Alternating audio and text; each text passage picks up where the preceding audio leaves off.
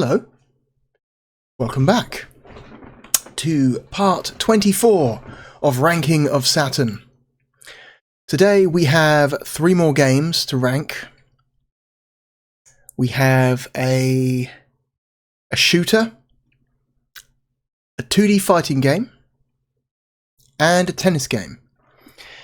So let's get on with it, shall we? The first game we're going to look at is it's already in the console. Is a 2D arcade shooter or shmup from IREM. And this is an interesting one. It is... Hang on, let's bring it up here. Where did I put the cover art? There it is.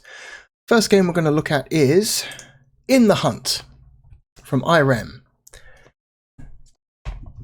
Published in the West by Cockapelli, who is really just THQ under another name. So I never really understood that. Why do publishers have sub-brands that I don't understand that. If THQ wants to publish In the Hunt, why wouldn't they just put THQ on the box? Why do they need a sub-brand for that? Never really quite understood why publishers do that or did that. Let's have a look. Where's it gone? There it is. Okay. So In the Hunt is oh wow, the color keying really does not like this box. Oh yeah, look at that. Half of it's disappearing. If I hold it at a slight angle, it looks better. Yeah, there we go. This game is interesting in a tragic sense. This is a game that is, if you play the arcade version or the PlayStation port, this game is excellent, fantastic even. But the Sega Saturn port is kind of an atrocious mess. Let's get into it. For multiple reasons.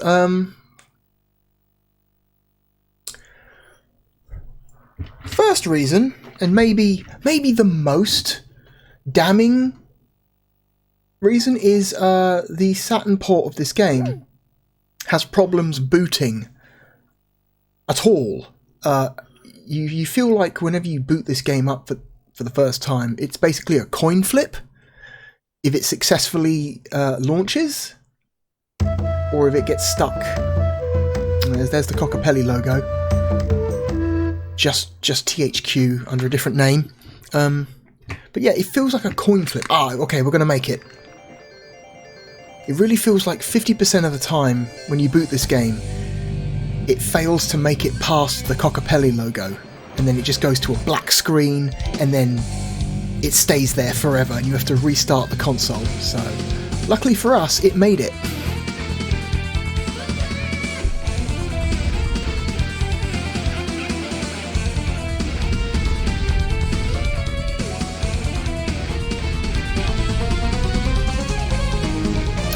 I don't know if this is the one, but there is a Sega Saturn game that will not boot from a cold start.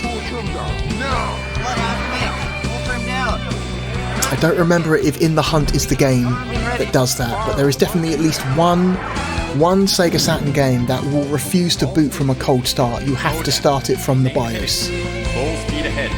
All subs ready, torpedo. Armed and ready. Fire!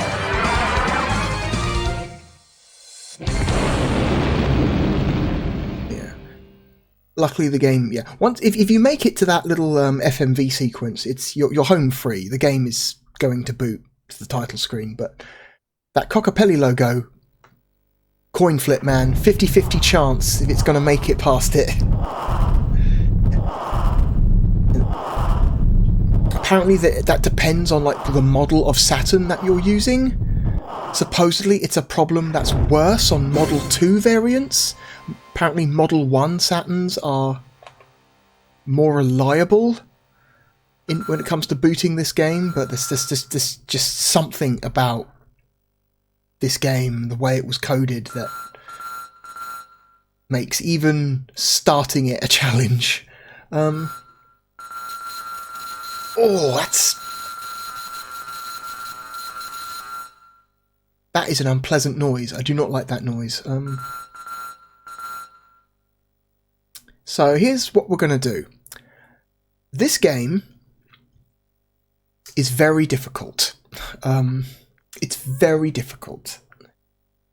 It is a game that I suck at.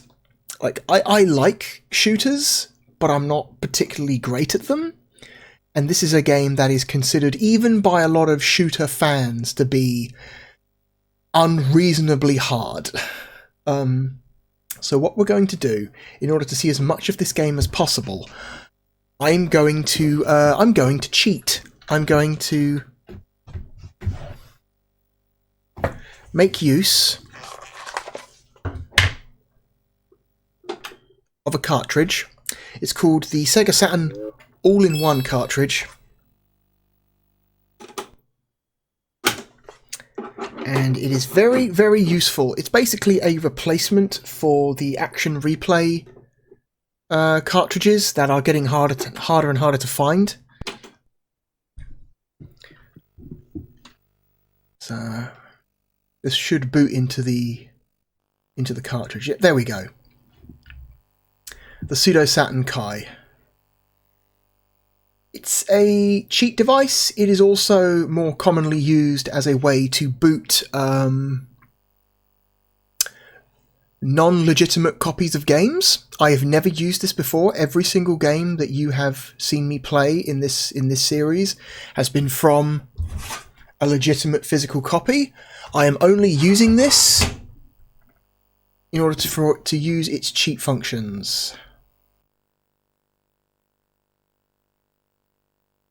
Oh, yeah, it does this automatic search feature where it actually recognises the disk you put in and automatically finds the cheats for you. There we go. So we're going to select unlimited credits. So that's the only cheat we're going to have. We're not going to have unlimited time or armor, just credits. And then start game. Oh, and that's how you know the codes have taken effect, because the Sega logo is all corrupted.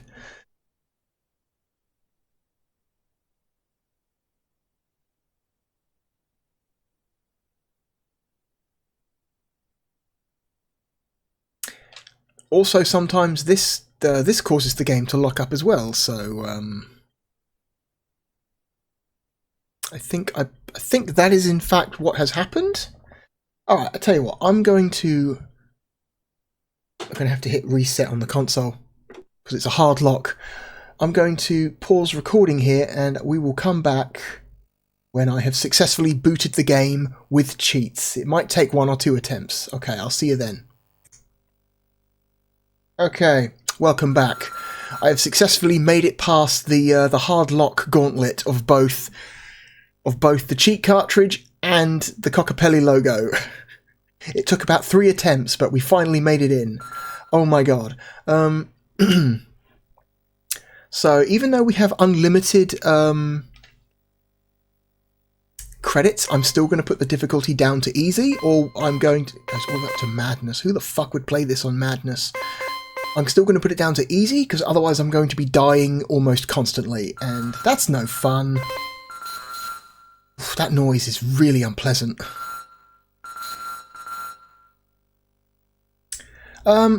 Something else I want to mention. If you're going to play this game on real hardware, for the love of Christ, pull out your save cartridge. One of the other problems this game causes is that if you have a save cartridge inserted in the console, there is a chance it will corrupt your save cartridge. It will destroy every single save file you have on this thing. It's happened to me. When I first got this game, it did it to my save cartridge. And then I've heard from other people who had exactly the same problem. So never boot this game in a console with the save cartridge still in. Pull that shit out if you value your save games.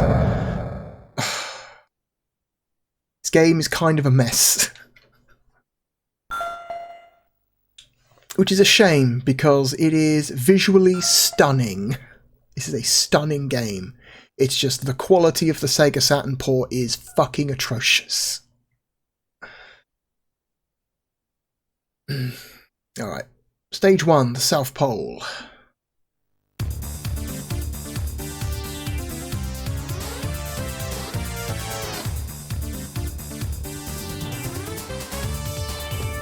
Okay.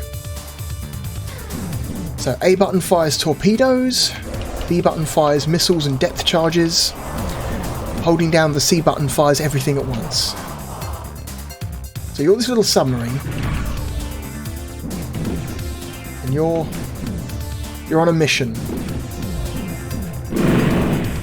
to stop a world-conquering military organization from achieving their plans. Luckily for us, all of their plans involve the oceans or the coastlines. Which makes it, you know, ideal for us as a submarine to fight them. Okay. Whoop, woof. Okay. This game is gorgeous, by the way. Like visually, this is stunning. From like a 2D. What even hit me? From a 2D pixel art and sprite animation standpoint, this game is gorgeous. Like, holy shit. This game is so unnecessarily like detailed in terms of like pixel art and frames of animation. And we just we got our first little taste there of the other part of this game that's also kind of a problem. This game has horrific slowdown. Oh my god. This game has this port, the Sega Saturn port, has horrific slowdown. Oh my god, it's maybe, if it wasn't for the 50-50 chance of not being able to boot, this might be the worst problem with the game.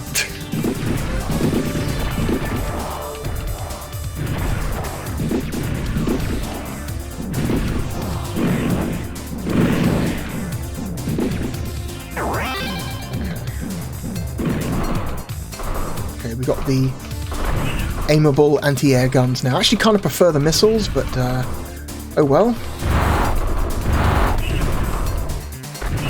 Consider the aimable anti-air gun to be something of a downgrade compared to the missiles. Oh, get out of the way!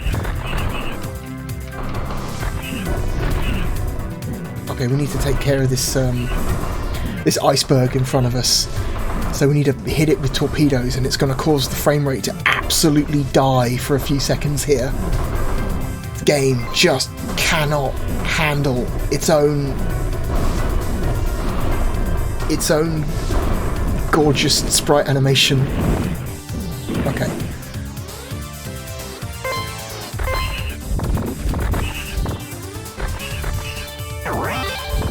Okay, you can counter enemy shots with your own shots, so good. Whoop. Okay. It's not a forced scroll, so if you want to hang out and kind of deal with threats without being forced forward, you can do that, which is at least, you know, somewhat lenient. This red thing here is a nightmare. Trying to get past one of these fucking things is like... Oh my god.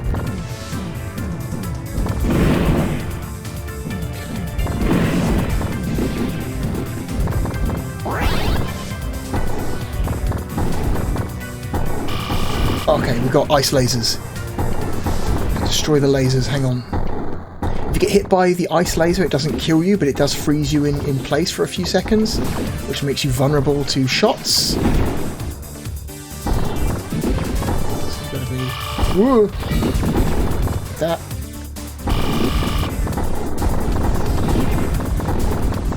Okay. Come on.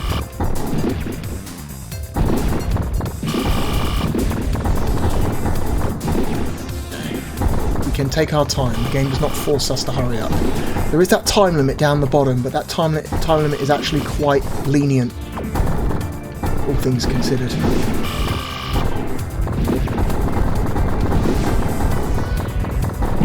Oh, fuck.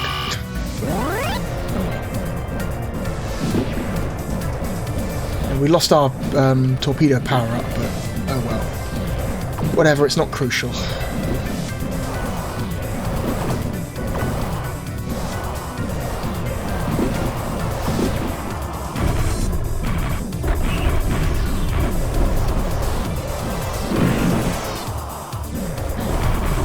Avoid the shrapnel mines.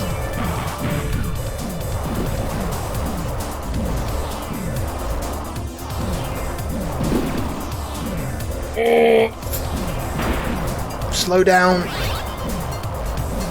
Oh my god. Oh, fuck, are you kidding me? Okay. This is the first boss. Come down here. First boss is this big, ugly, orange submarine. Actually, not very hard.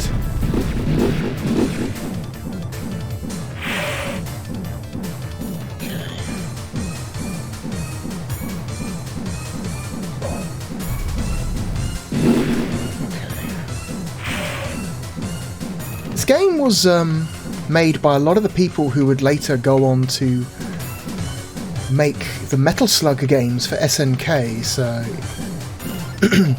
including the lead artist for Metal Slug also worked on this, so there's definitely a similarity to the this game's art style and that of Metal Slug.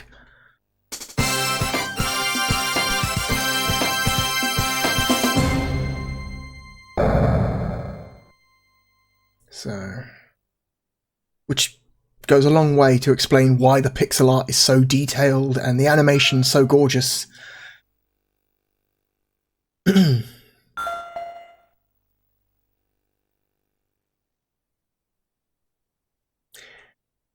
it's not really... It's not... The slowdown is not necessarily caused by the sheer amount of, like, sprite animation on screen. It doesn't help, but the PlayStation version runs just fine. Like, it's not perfect. There is a little bit of slowdown in that PlayStation version as well, but it is nothing like the slowdown in the Saturn port. The Saturn port of this game is just genuinely just not good. The people who handled this port just didn't really know what they were doing.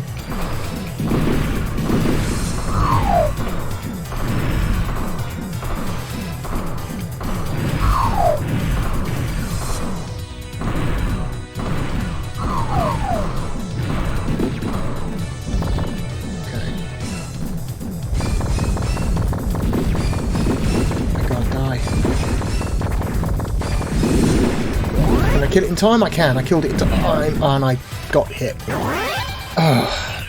Yeah, part of the problem with this game, what makes it so hard, is the readability. There's usually so much shit happening on screen at once that it actually obscures your ability to see incoming enemy shots. Like there, like at that, when that ship blew up, it basically disguised that incoming enemy mine that got dropped. I couldn't see it until it was too late.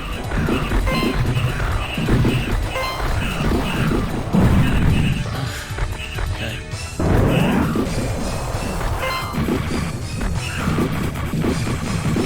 Like, look at this. Look at this environmental destruction. This is ridiculous. Look at this sprite animation. It's so good. It's so good. Like, it borders on look at the little people dropping off of the bridge into the water. Like, it didn't... That wasn't necessary.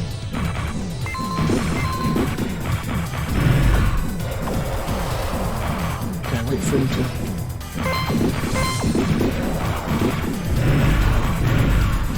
You can destroy the buildings above. People running around.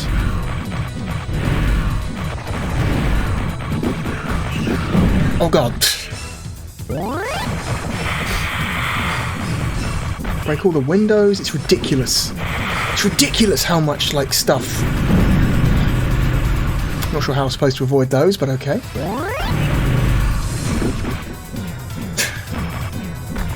The amount of stuff happening on screen at once is like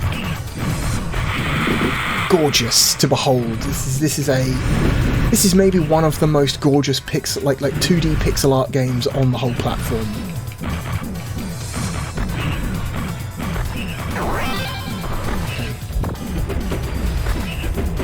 We need to destroy this bridge. So we need to shoot this thing here under the water, while occasionally avoiding threats dropping down on top of us from above.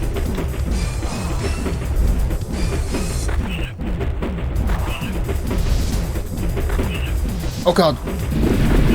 Okay. Now we get to watch this incredibly detailed, over-the-top sprite animation of this bridge blowing up. It's insane just how much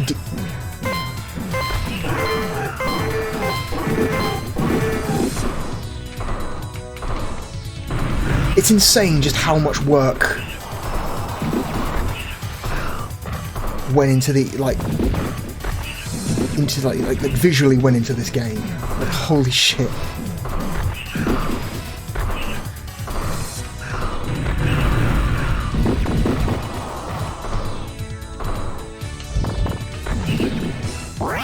And you can't even you can't even rely on the excuse that, the Saturn version's got more on-screen sprites and frames of animation than the PlayStation version. That's why it runs so poorly. Like, no, that's not true. The PlayStation port looks every bit as good as this version. It just runs better. And it's such a shame that the people who worked on the Saturn port fucked up so bad. Because that's usually what a lot of people will try and say, who like the Sega Saturn. They'll try and say things like, well, it runs poorly because it looks better and it's got more animation, and that's just not... As someone who has looked at the PlayStation version a lot, I can tell you right now, that's simply not true. Okay, I've got to avoid these lasers. Kinda wish I had the missiles.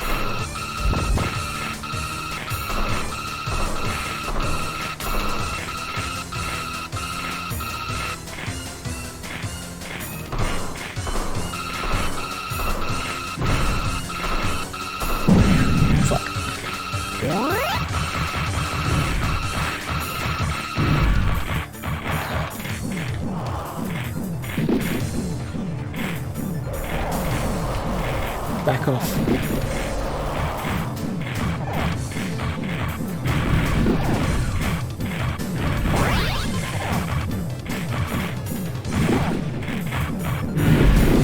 Okay, that guy's not that hard.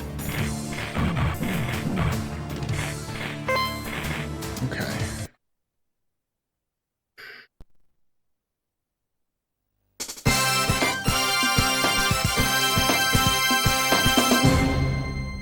Hamster put out a port of the arcade version on their arcade archives releases. They put that out a year or two ago, a couple years ago. That's available for like PS4 and Switch. So that's actually a really good release. It runs great, as it should, on modern hardware. So if you're interested in playing this game, and you're not interested in, like, I don't know. Oh, fuck. And you're not interested in getting, like, an original copy, that Hamster Arcade Archives release is excellent. Okay, just ignore these guys. We don't need to worry about them. So yeah, this third level is a vertical level.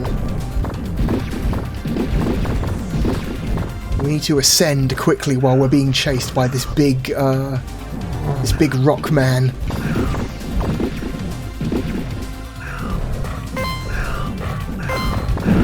Oh, fuck. I was destroyed by this robot coming from off screen that I did not anticipate.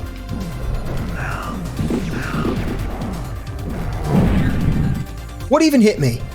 I didn't even see what hit me. Something hit me and I didn't know what it was. Okay, I'm just going to bust my way through these mines because fuck these things.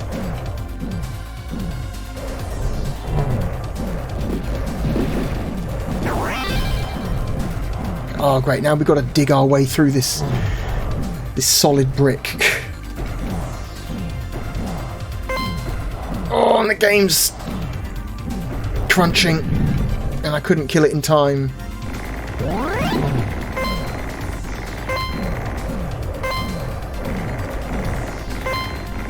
Okay, we're not going to destroy this thing, we're just going to wait for it to dig a hole for us.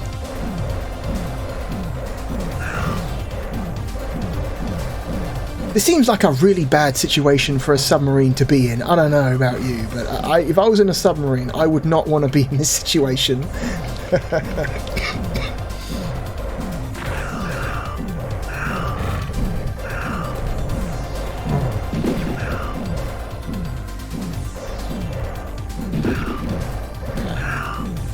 Oh, fuck off! That's just... I'm sorry, that's not fair.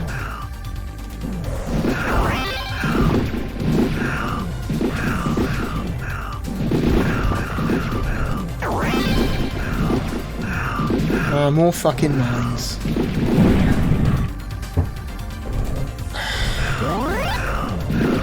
The mines take several hits to destroy, so you have to wait for those to... And they home in on you very slowly. Why are all these robots raining down? Again, this game is set to easy. This is easy. This is fucked. I'm sorry. Okay. Boss time. So...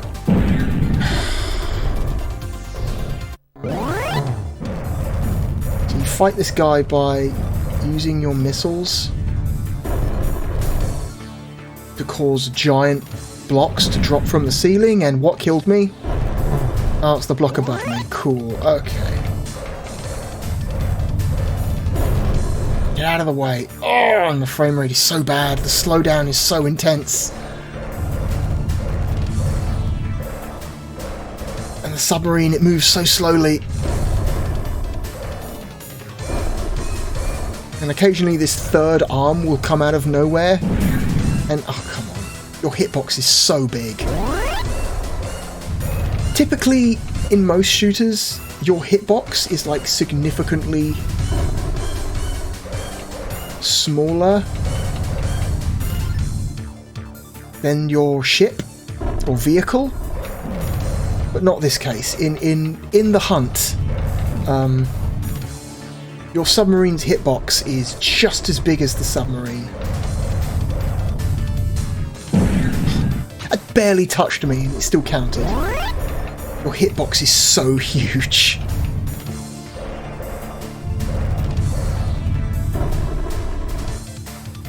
And this entire fight runs like shit.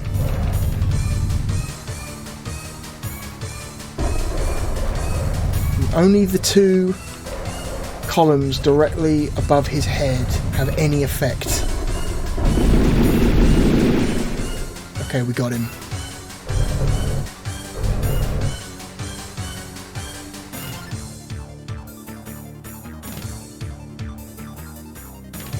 Oh. Yeah, that entire level sucks. I think that level might actually be the worst level in the game.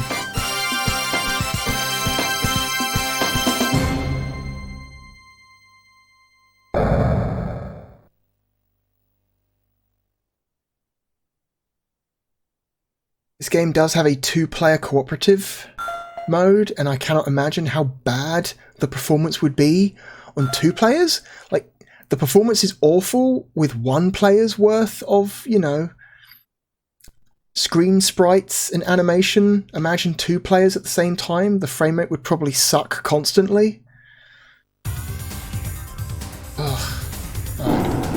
Jesus! Fuck. Okay, sure, alright. I'm somehow supposed to avoid that with my slow-ass submarine, am I? Stop.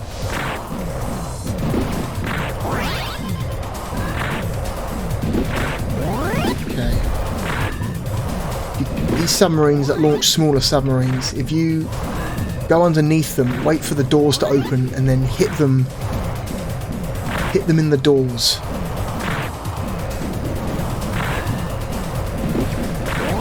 That's their weak spot. You can take them down very, very quickly if you do that.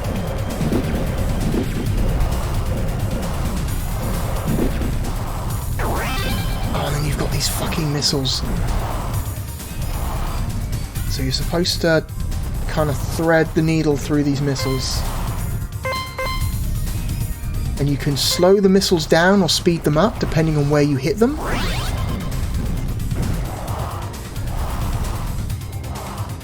Okay.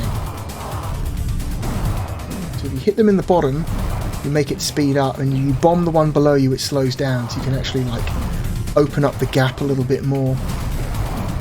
But it's still not... Oh god, hurry up. Okay. Coming through. Oh, another one of these fucking red things. And yep. One of the most annoying enemies in the game. Those red things that just sit at the bottom of the sea floor and just spew out mines.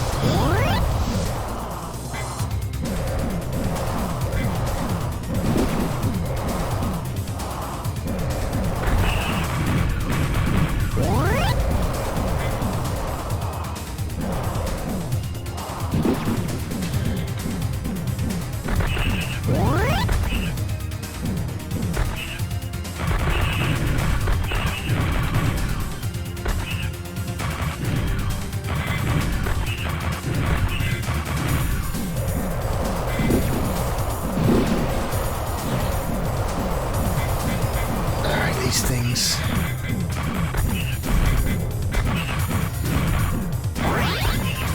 Oh god.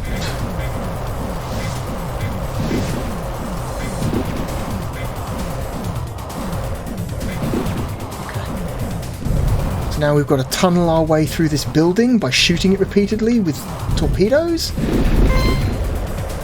and missiles. Like that.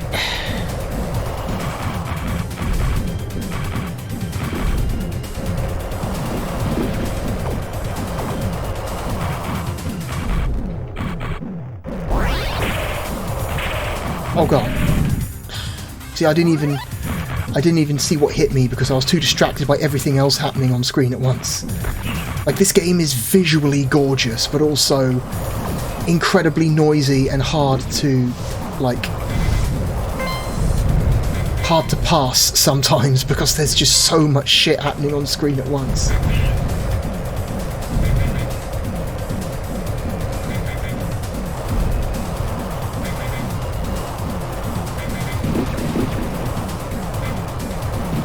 Thing jumping down needs to stop.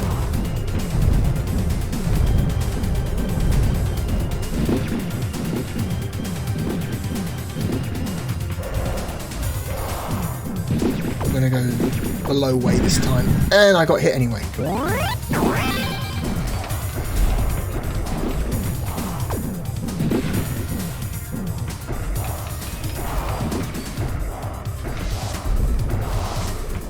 I think we're at the boss now.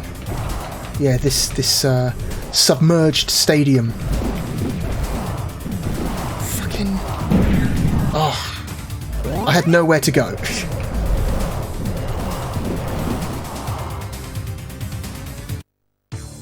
Alright, so we've got to fight both of these things at once.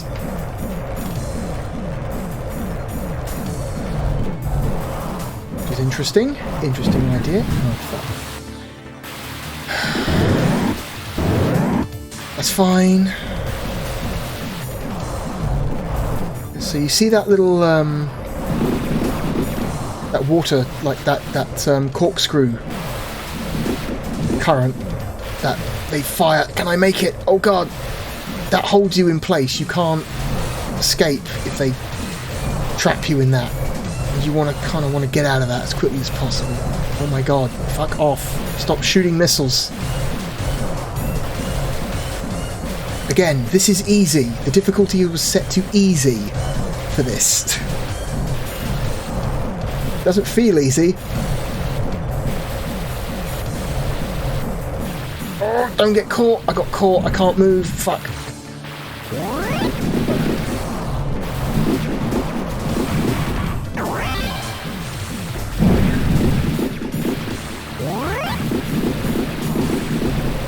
No, get away.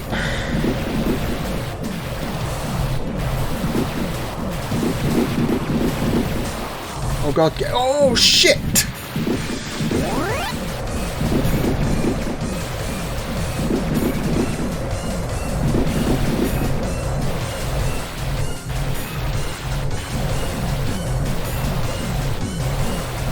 Get out, thank you. Okay, we've got one. Second one should not be far behind. There's no way I could have gotten out of that. He refused to stop shooting missiles. I had nowhere to go, and I can't get out again. I'm trapped. Oh no, he let go of me.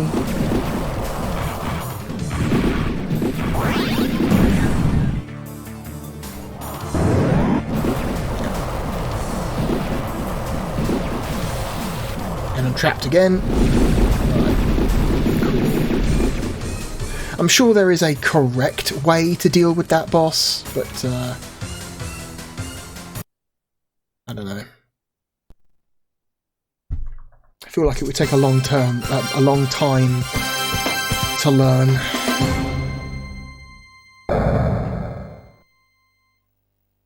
And again, the entire boss fight, the performance was shit. So much slowdown in this version of the game. I do like this. At the start of every level, you get this like very like distorted sonar image of the boss, so you kind of get like a very brief glimpse of what the boss is before you see them. I like that. That's a cool look.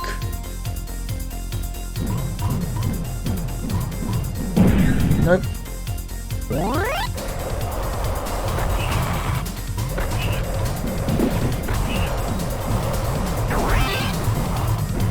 I'm not even going to try and destroy everything because you just don't have time or the firepower. Okay, I've got missiles though. I did want the missiles.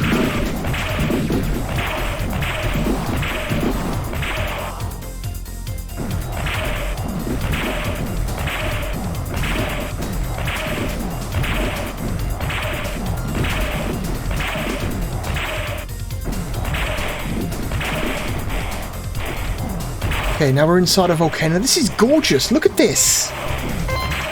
This is so pretty.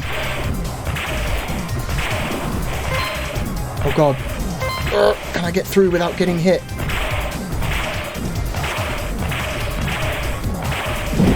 No.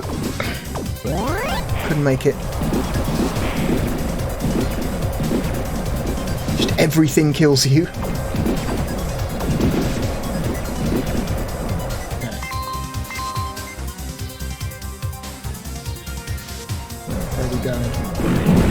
Oh, cool. Yep. Obviously I could have avoided that somehow. Obviously that was not bullshit. Jesus fucking Christ.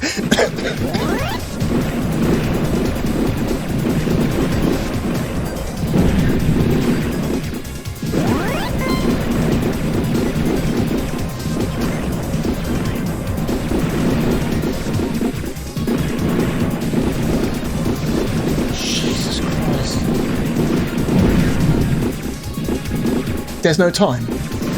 There's no time. This is insane.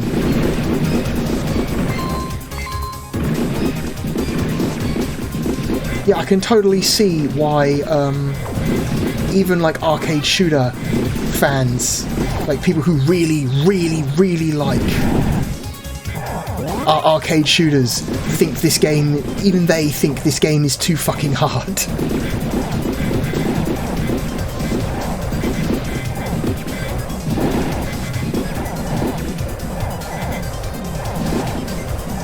Because this is insane.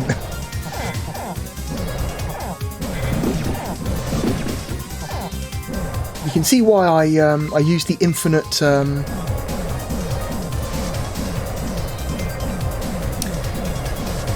the infinite continues cheat now, don't you? You can see why I chose to do that. Right, we've got this big fish. We've got to fight this giant fish. Like this was Darius or something.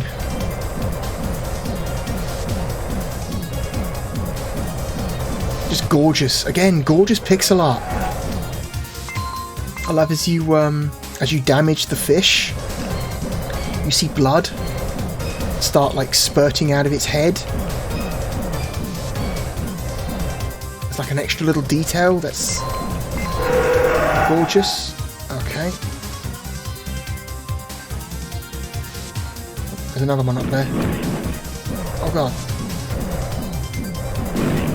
Get the charges, motherfucker. Oh, this thing's gonna follow you all the way down, isn't it? There it is. Yeah, it is.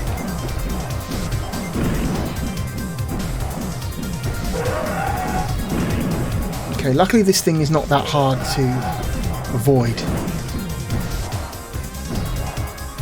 It can only... its turning circle is not huge, so you can kind of force it to go around you in a circle.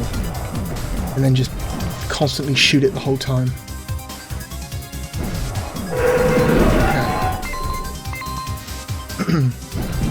Oh, these fucking things.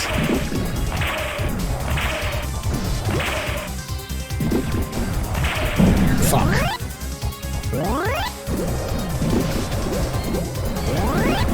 Now we've got these weird sci-fi submarines we've got to fight now.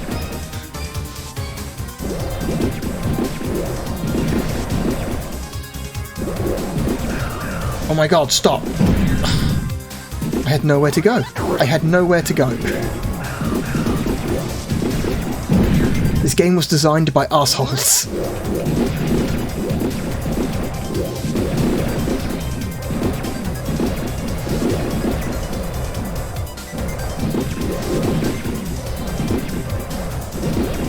These guys going to spawn infinitely? They are, aren't they?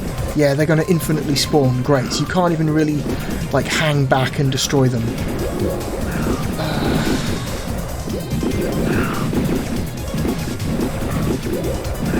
Oh god. No, couldn't make it through.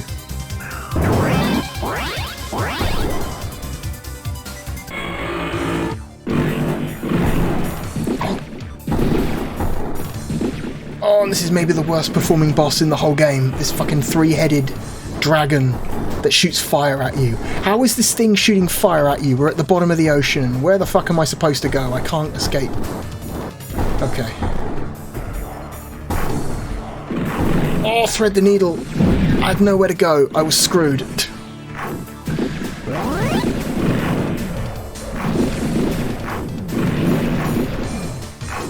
The fact that you've got this three-headed dragon and volcanoes shooting rocks at you is fucked. Again, this is easy. This game is set to easy. This is what it's doing. I couldn't escape. No.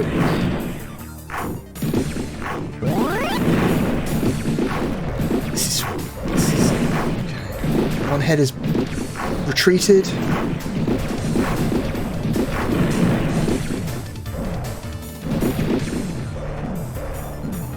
Oh, the performance sucks so bad. So much slow down.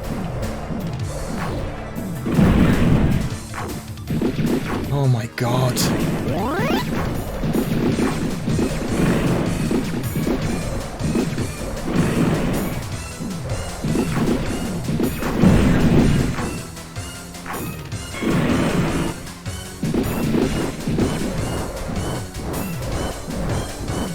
I can't escape.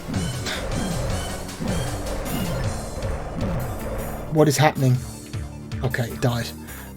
I wasn't sure if it was dead or if it was like it was a bug. It was caught in a loop or something. Like, anyway, I think that's enough.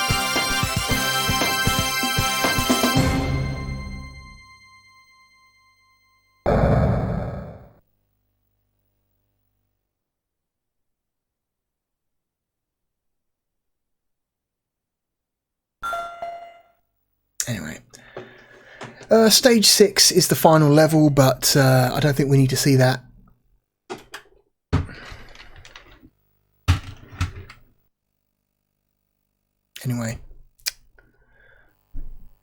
get rid of this. Hang on, let me turn the console off. Pull out the all-in-one cartridge and then put that away because we won't be needing that again, presumably. So, where are we going to put In the Hunt? This game is a huge bummer. If this game ran correctly and didn't have horrible performance problems and didn't corrupt your save cartridges and, you know, would just even start up reliably, I think this game would be a potential top 10 title. Like, I feel like if the game, it wouldn't, like, not even perfect performance. Let's say if it ran approximately as well as the PlayStation version does, which is not perfect, but the amount of slowdown in the PlayStation version is minute compared to what you see in this port. It's just a bad port. It's just a bad port. The people who handled the Saturn port did not know what they were doing, and as a result, it is a terrible, terrible missed opportunity. Yeah, if this game ran well, even with, like, the out-of-control difficulty, I just love looking at this game. This game is gorgeous to look at. Just the detail of the pixel art, the sheer insane amount of on-screen sprite animation is something to behold, you know. Much in the same way that the detail and animation of the Metal Slug games are something to behold to people who enjoy looking at that stuff. I feel like if this game ran well, we're talking like, I think we're talking somewhere between 8 to 13. We're talking high on the list, you know? But because all the problems, all of the technical problems that this game has is just it can't be overlooked. They cannot be overlooked. So I'm thinking somewhere down here, somewhere in the 20s maybe. Let's think about this.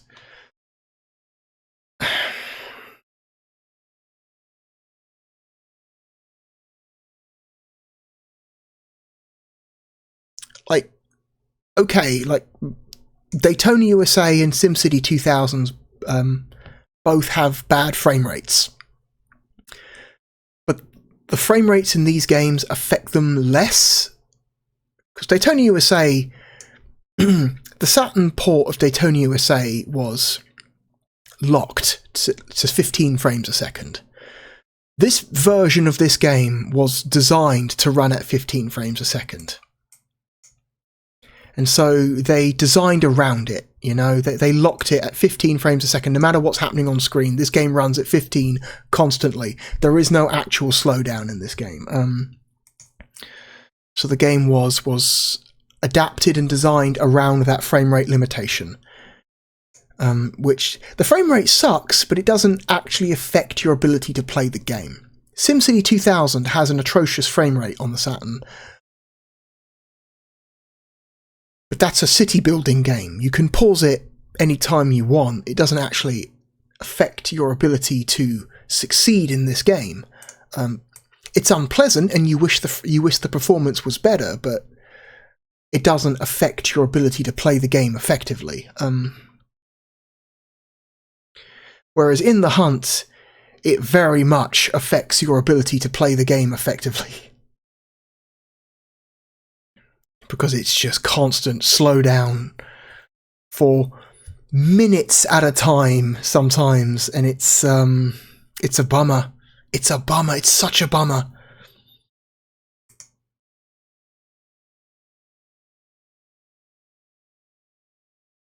I would rather play Magic Carpet than the Sega Saturn port of In the Hunt. I would rather play Golden Axe the Duel than the Saturn port of In the Hunt.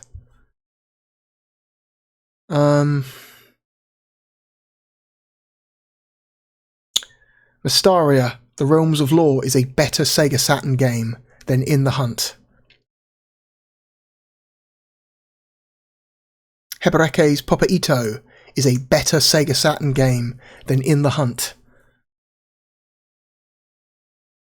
I would take the slightly iffy Saturn port of Wipeout over the atrocious Saturn port of In the Hunt. Okay, let's come from the other direction.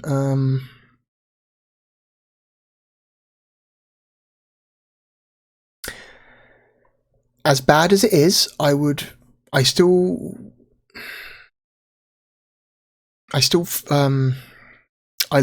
In the Hunt more than the Saturn port of Myst.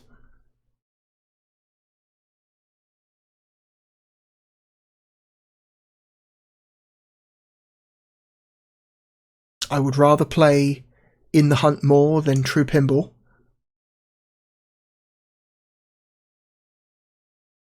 I like it more than that weird version of Virtua Racing. I would rather play In the Hunt than FIFA Soccer 96. So where does that put us? That puts us here somewhere. Okay, we are dialing it in. Somewhere in the 20s and 30s. Here we go.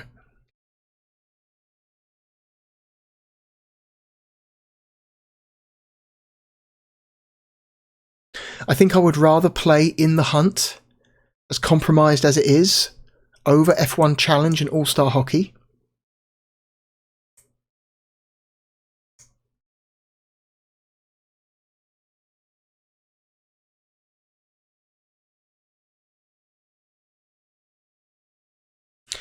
International Victory Goal, Valora Valley Golf, and I'm going to say Virtua Fighter 1 are better Sega Saturn games than the Saturn port of In the Hunt.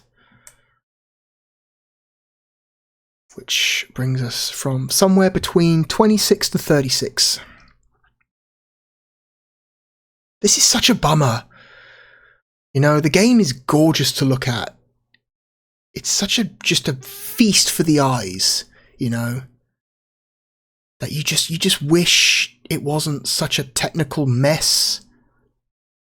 Like, I fully recommend, like, go and track down, like, an arcade version or the PlayStation 1 version of In the Hunt. They are excellent.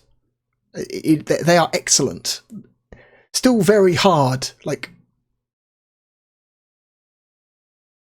but so much more pleasurable to experience than this fucking train wreck of a Saturn port.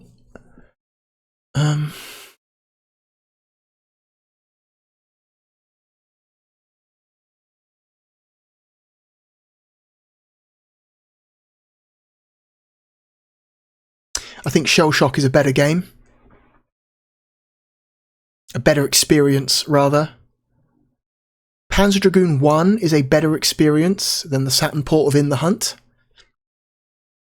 I think Firestorm Thunderhawk 2 is a better experience than the Saturn version of In the Hunt.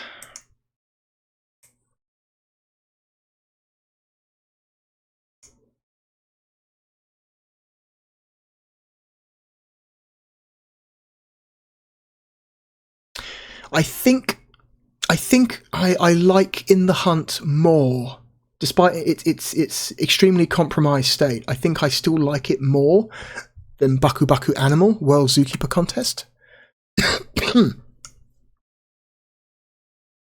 Okay, we're dialing this in. We're looking around the low 30s. I think I would.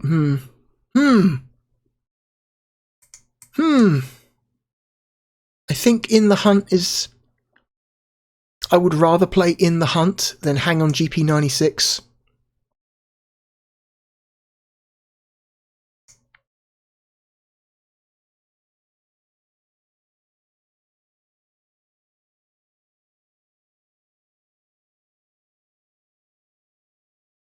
Right now there's a war happening inside me. There's a war happening.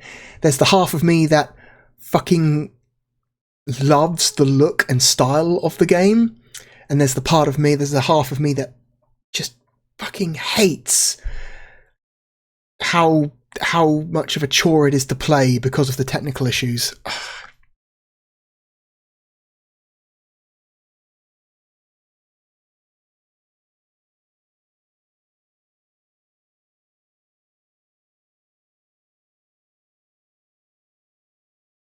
if the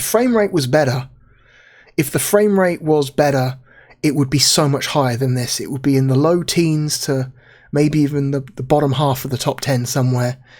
But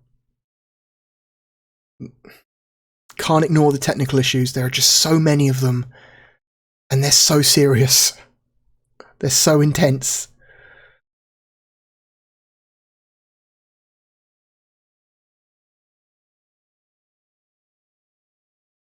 For that reason, I'm going to say Gex is a better Sega Saturn game than the Sega Saturn port of In the Hunt, which hurts me so much to say that. Oh my god.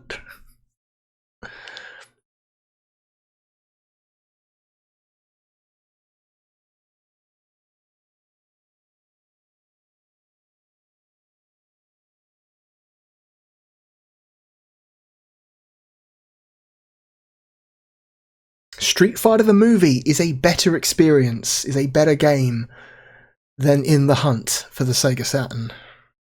Fuck, that really hurts me to say that. Oh my god. This port is so bad.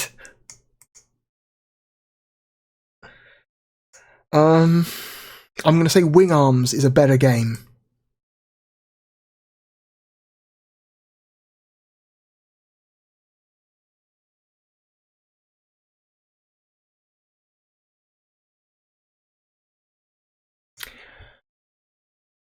I do think I would rather play In the Hunt more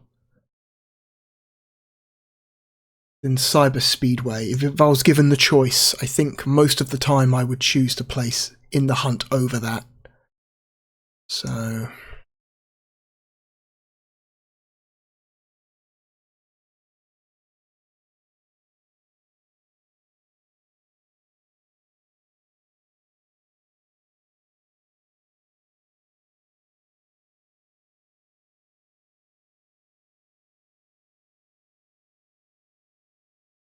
I think I would rather play In the Hunt, despite its issues, a little bit more than I want to play Pebble Beach. So I think it's a more interesting and more enjoyable experience than Pebble Beach. Which brings us to the Horde.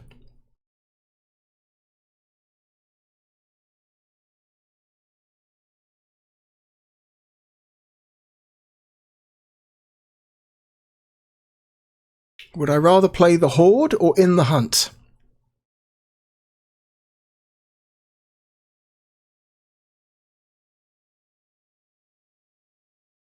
I think I'm going to say, yeah, I think I would rather play In the Hunt, despite its problems and its numerous technical issues. I think In the Hunt is going to be our new 32. Man, what a tragedy. This game is so good in an uncompromised form. So good. So gorgeous. So a feast for the eyes. But the Saturn port is so terrible. It's so bad. It's all the way down here in 32. When it should have been up here. It should have been up here, damn it. But no.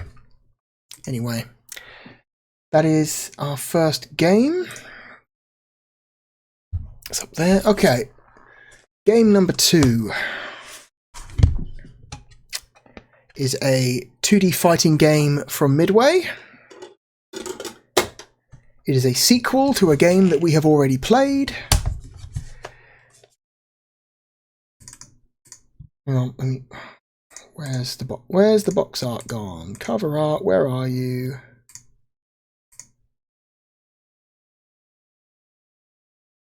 It's here. Alright, our next game is Ultimate Mortal Kombat 3.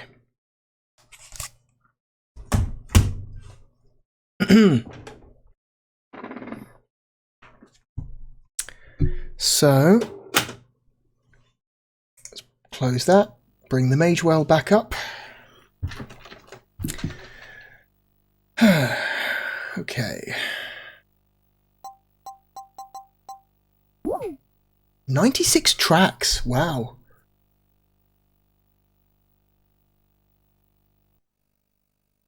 Can't be that much music in Ultimate Mortal Kombat 3, surely.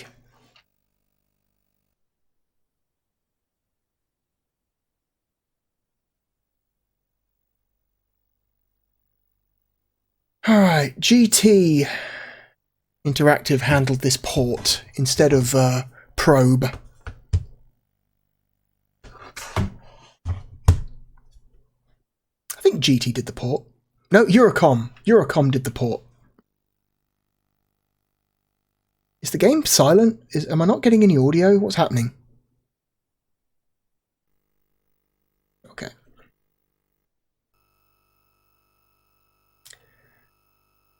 So, the Saturn port of UMK3 is supposedly better than the extremely questionable port of MK2.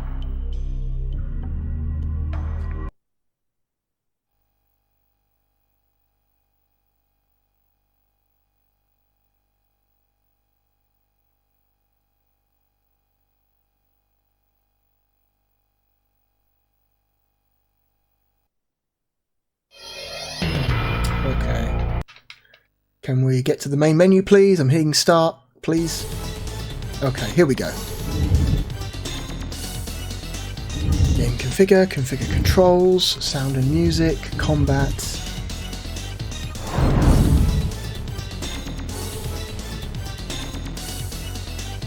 I suck at Mortal Kombat. I've said before when playing MK2, I'm just not a classic Mortal Kombat guy.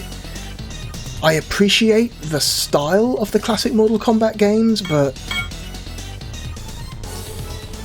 that appreciation stops when I have to actually play one and I have to engage with shitty midway arcade difficulty. So I've gone on the record with how I feel about classic midway already.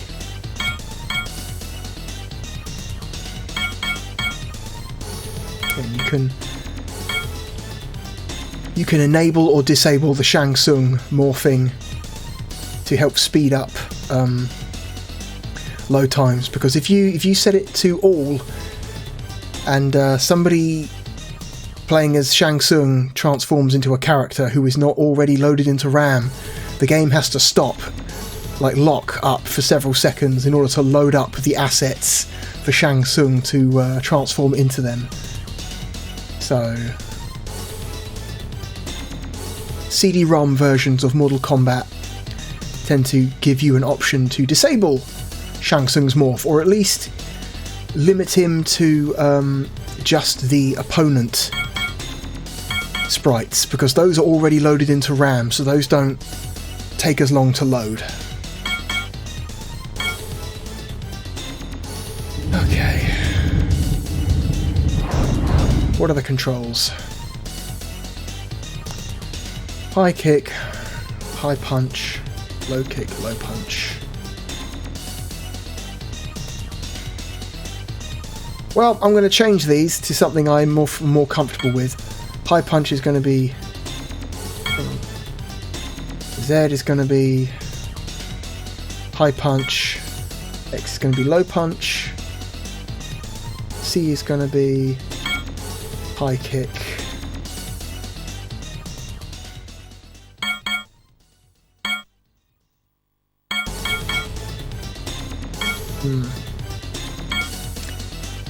A is going to be low kick.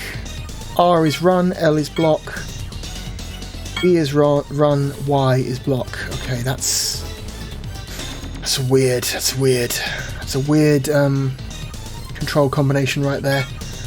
Will I remember it? I do not know.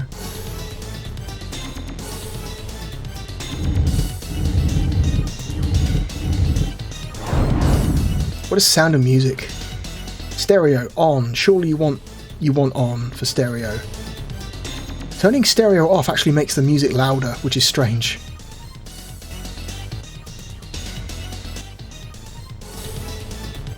Why is that? Changing the sound from mono to stereo should not affect the background volume of the music. Okay. Sound off, no sound, completely silent. Music rocking. Cranked. Silent. Okay, that's weird. Weird choice.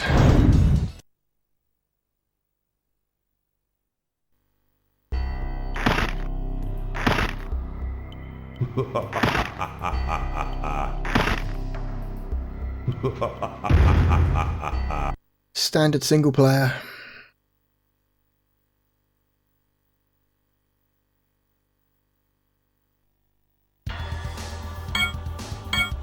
Okay.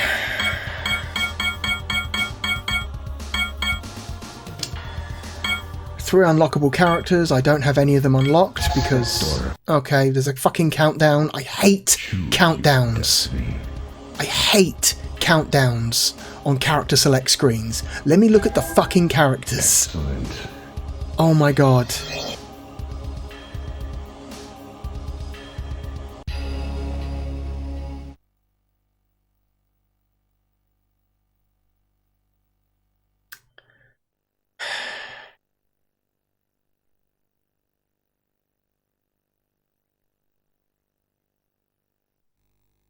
Fight.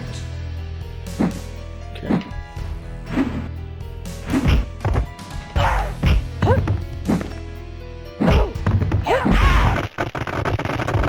Take it.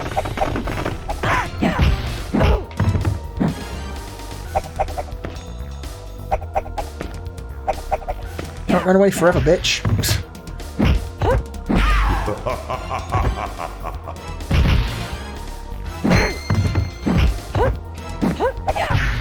Kitana wins. Okay. Fight.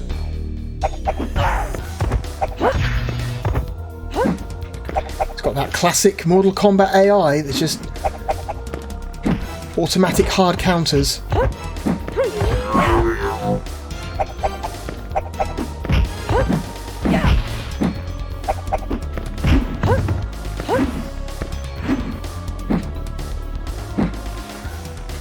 Trying to figure out what does sector have actually. Hang on. Double tap, no. Okay, there we go. Forward twice and low punch fires a missile. Okay, there we go. Time is up. Katana wins because she had slightly more health than me. Okay, fine.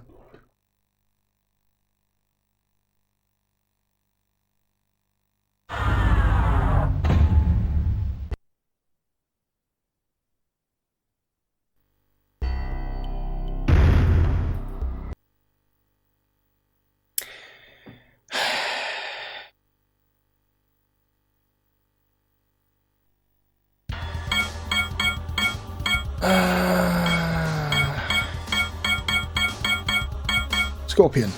Scorpion.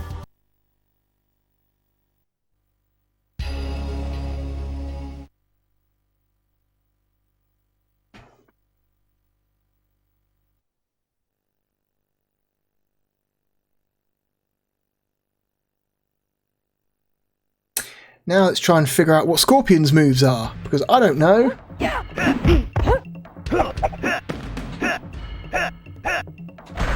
Okay, it's back, low punch to shoot the.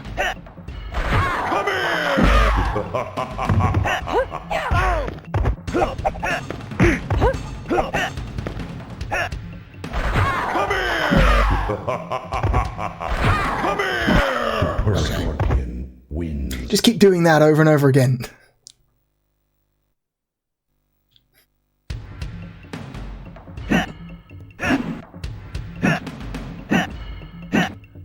Forward, back, low kick.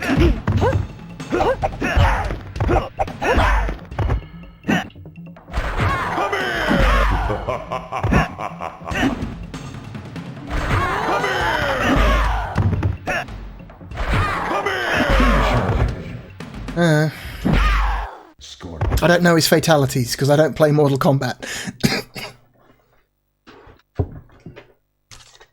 I'm sorry. I'm sorry. I'm not a Mortal Kombat guy. I'm just not a Mortal Kombat guy. I don't know fatalities.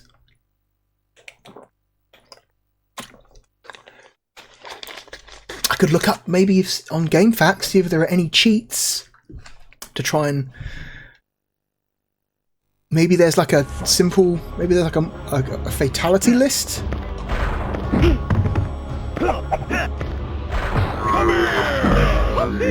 Oh, there we go. We got a toasty.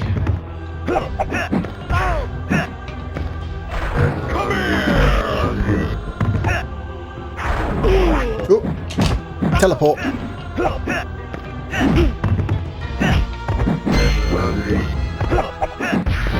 Scorpion wins. Fight. Uh-oh. Hang on. I'm looking up Ultimate Mortal Kombat 3 on GameFAQs to see what cheats they have. See if they've got anything, like, specific. Saturn-specific cheats, please. Let's see. Free play? Like, why is that even a cheat? It's a console version. It should just be free play already. Okay. Cheat menu during the copyright info screens. Press CRAZYCRAXA. Sound will be heard. Then press up when the cube is on combat. Players Classic Sub-Zero. Players Ermac. Players Human Smoke. Players Melina.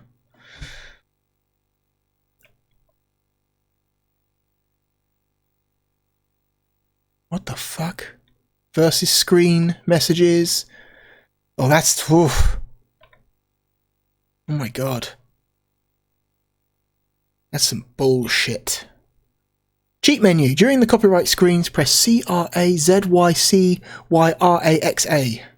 Oh my god. It's insane. We'll try that in a little while, shall we? We'll see if we can unlock the cheat menu.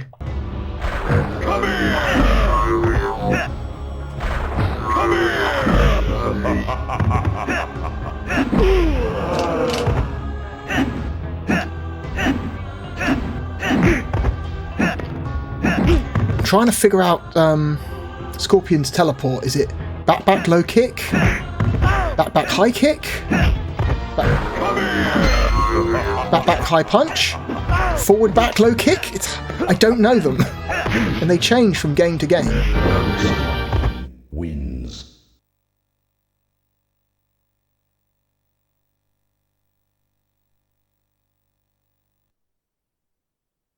Like in some games, his spear is back forward, low punch. In this game, it's back low punch. That's something I've always found very annoying about the Mortal Kombat franchise, is that they can't fucking find inputs for characters' special moves and just stick with them like the Street Fighter games do. Like in Street Fighter 2, Ryu's fireball is quarter circle forward punch. Always has been, always will be. It's, you know, like his hurricane kick is quarter circle back plus kick. It always has been, always will be. The classic Mortal Kombat games fuck with their special inputs so much. It's such a big turn off for me. If I could just at least memorize one set of inputs and have that one set of inputs work across all the games like they do in Street Fighter, I might like these games more. But because you have to memorize separate move lists for the same character depending on the game is just infuriating to me.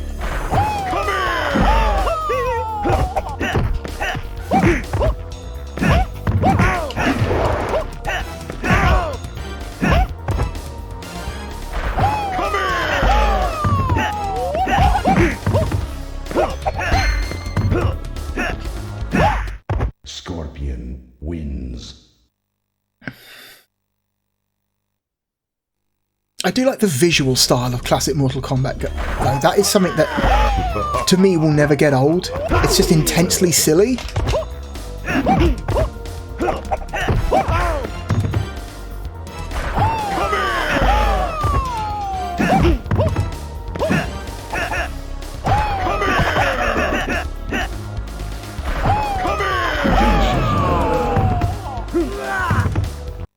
Scorpion wins. Whatever. This game has running, but I almost never use it. Well, I never use it because I never think to use it.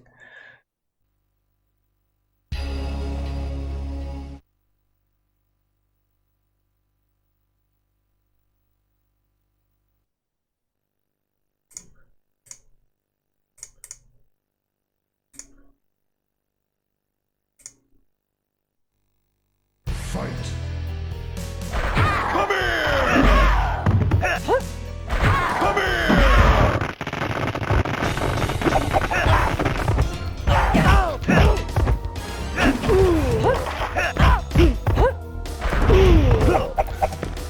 Come here! Scorpion wins. Okay, Jade woke up a little bit there. Fight. Come here! Oh, fuck.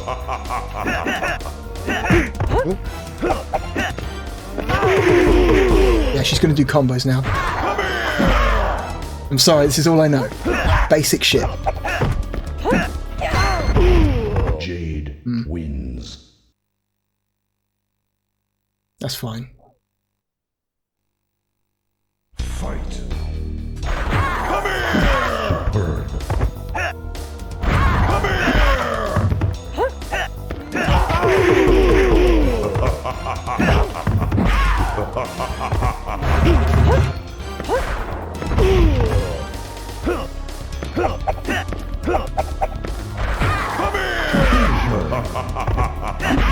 I don't care. I don't care. Wins. I don't care.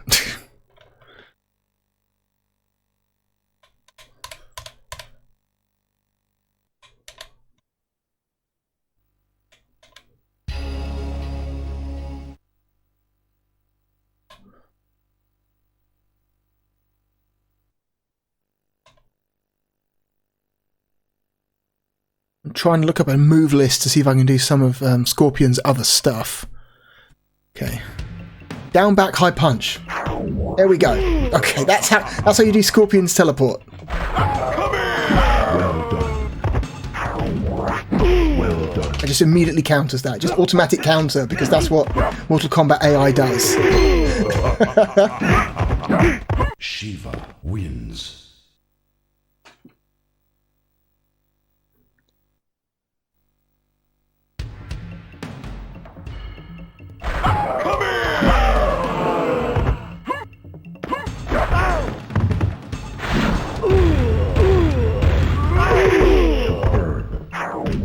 Nope, just automatic counter. Cool. Automatic counter. Because it's Mortal Kombat AI and it just does that. And there's nothing you can do. Cool, fun.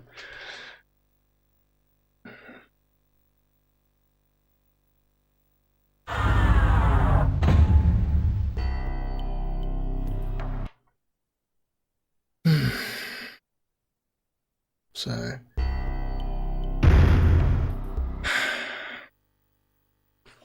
let's try someone else. Let's try Sub-Zero.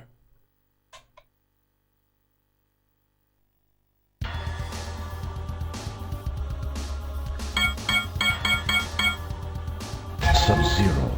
Okay. Freeze is down, forward, low punch. Ice shower, down, forward, high punch. Ice statue, down, back, low punch.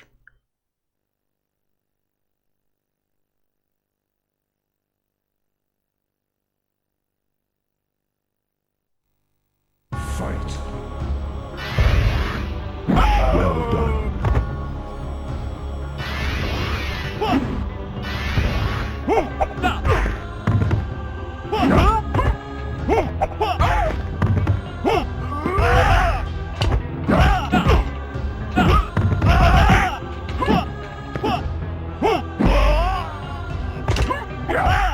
Shiva wins. Cool. Very satisfying. Fight.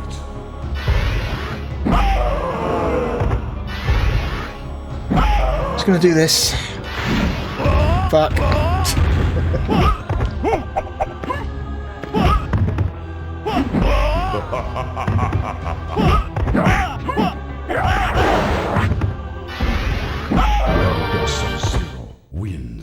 Okay.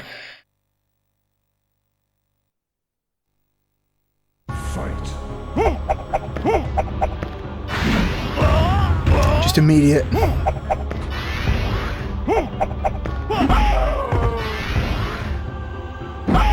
done.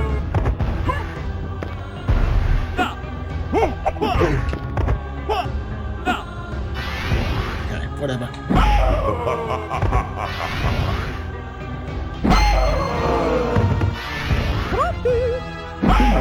Okay. Don't know that fucking... You can't pause! That sucks. The fact that you cannot pause during the finish him stage is really annoying because that prevents you from looking up moves. That seems intentional. That seems like something that Midway would do intentionally just to fuck with you. Oh well.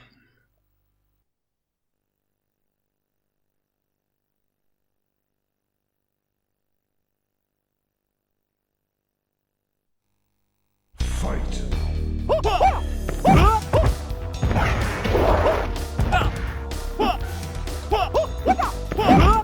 come on.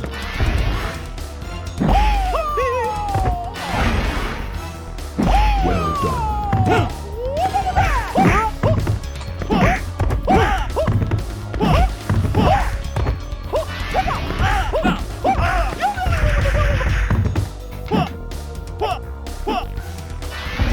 Thank you.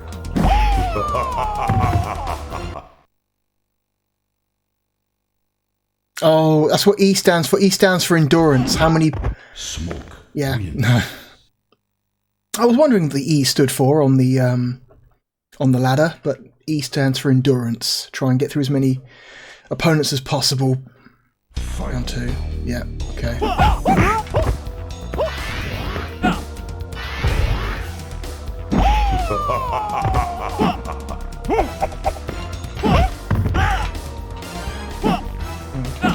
How do I do that ice clone?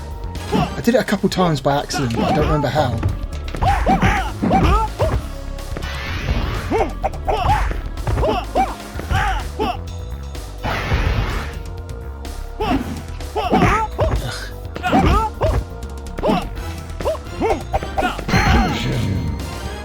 Well done. Kang wins. Whatever.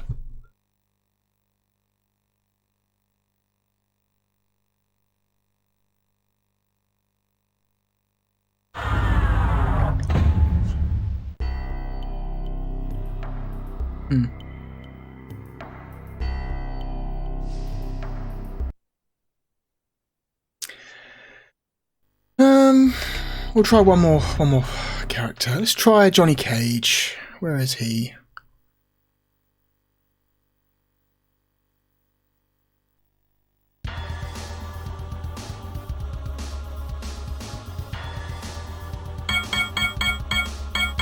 Where is Johnny Cage? Oh god, where is he? Where is... I can't find him.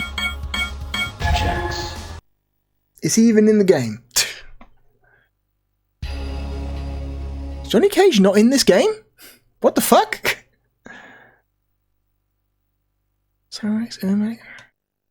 No, I can't see Johnny Cage anywhere on this list. They put out a Mortal Kombat game without a Johnny Cage? What the fuck? Unless he's unlockable? But then why would you make Johnny Cage unlockable? Anyway, what are Jax's moves? Hang on. Sorry, I have to do this, otherwise it's going to be the most boring shit. Back, forward, high punches, missile. Forward, forward, back, high punches, multiple missiles. Let's try that.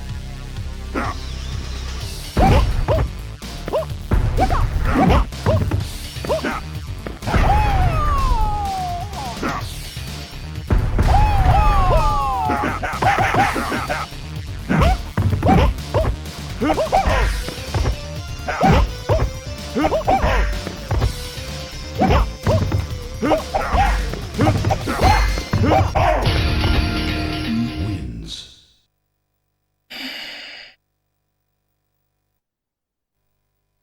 Fight.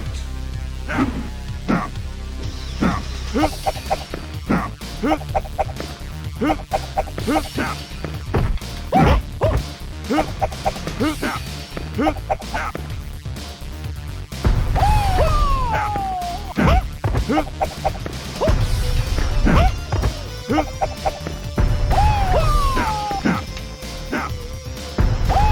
the cooldown on the missiles is significant.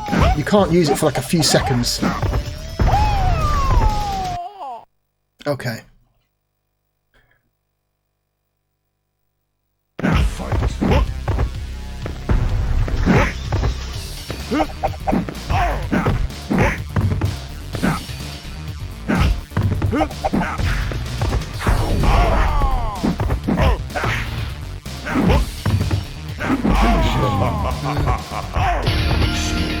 Wins.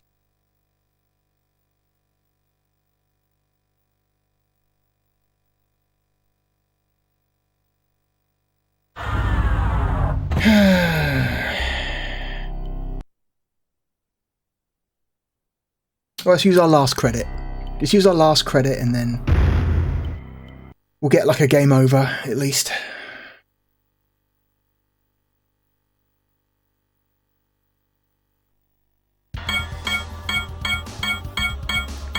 Who we play as?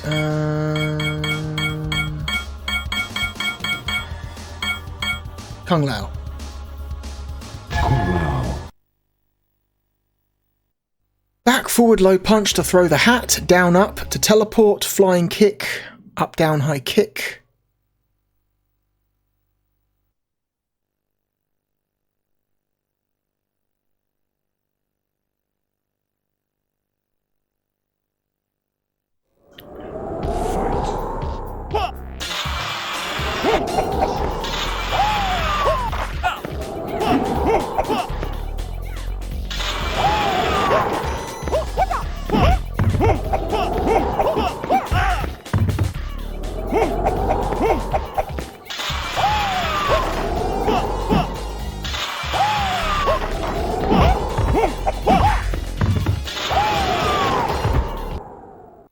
Okay.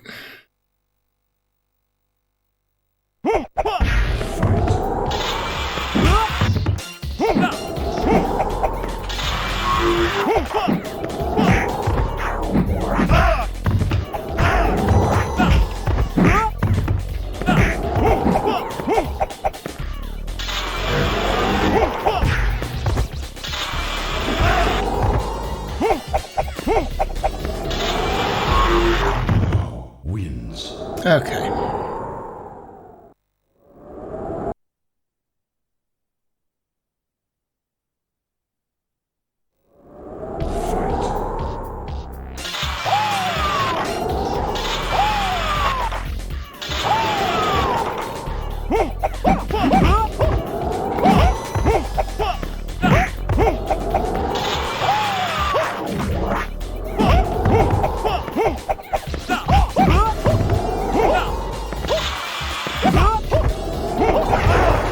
Fuck.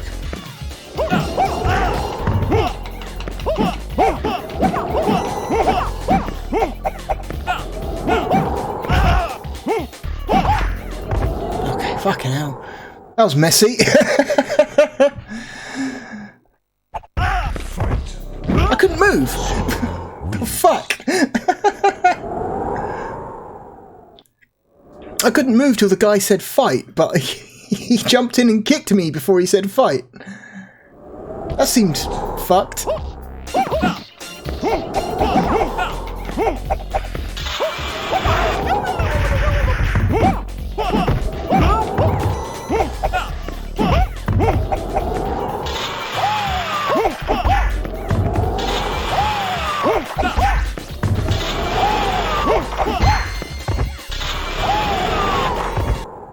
Okay.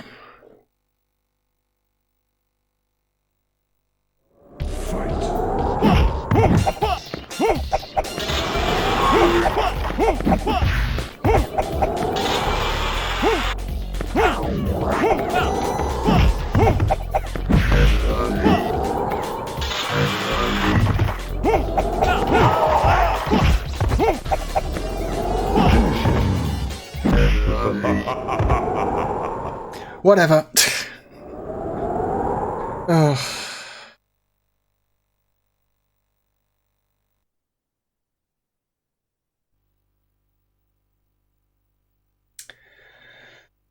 What is this, Motaro? I forget what this guy's even called. Just the big centaur man. He's a nightmare.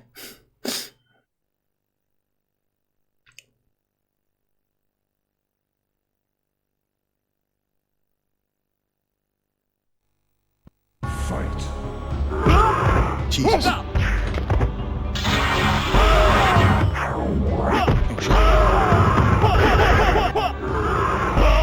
Fucking hell. Oh, it's a joke. This is nuts. There's that Midway game designed for you. What the fuck?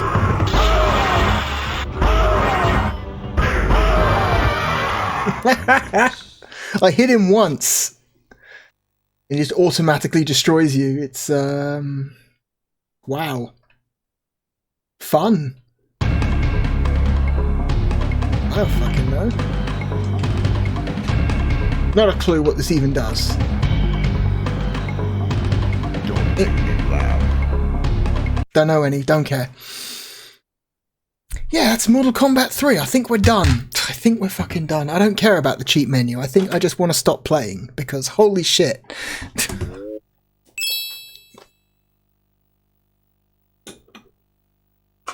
Oh, classic Midway. They are certainly a thing.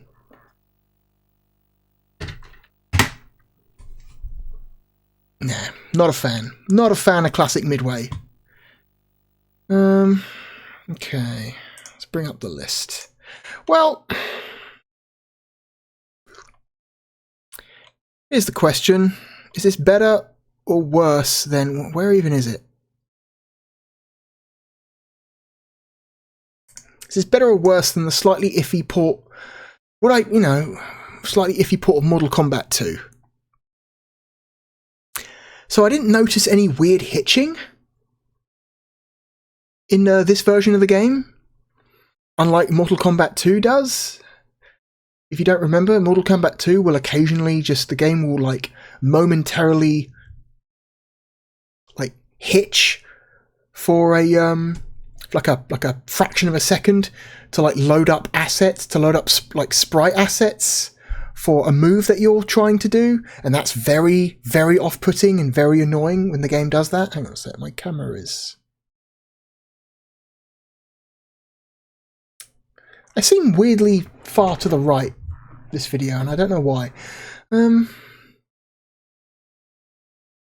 I didn't notice any of that in Mortal Kombat 3, so I'm just going to say that this seems overall a better quality port than 2 was.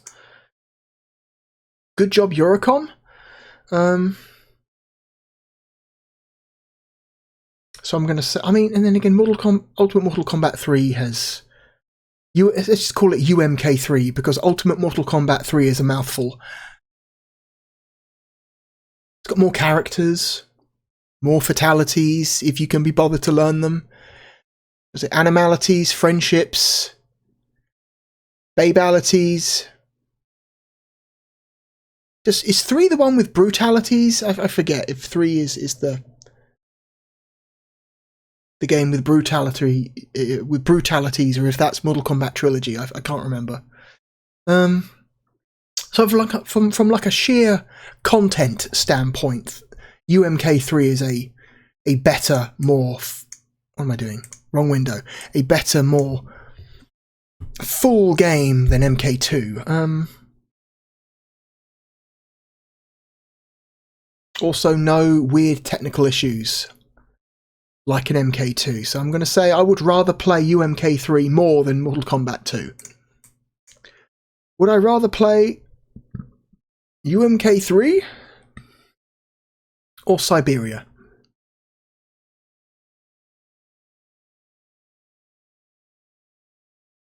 I feel like this depends.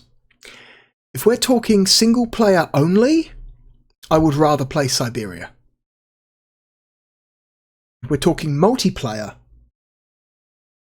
because like a lot of games we've looked at, Mortal Kombat is at its best when you've got someone else to play against and you're not just being constantly beaten up and scammed by the infamous Mortal Kombat AI.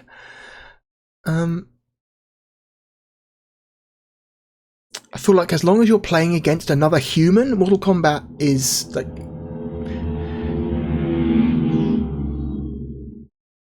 Classic Mortal Kombat can be quite fun, even for people who don't necessarily play it much.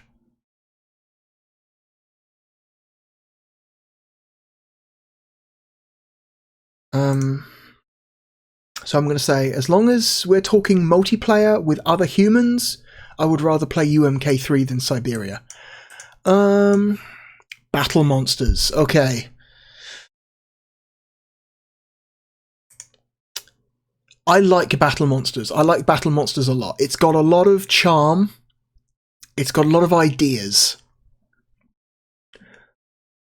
But it lacks polish. It lacks polish so badly. It desperately needed another couple months just so people could go over it and clean up the look a little bit, because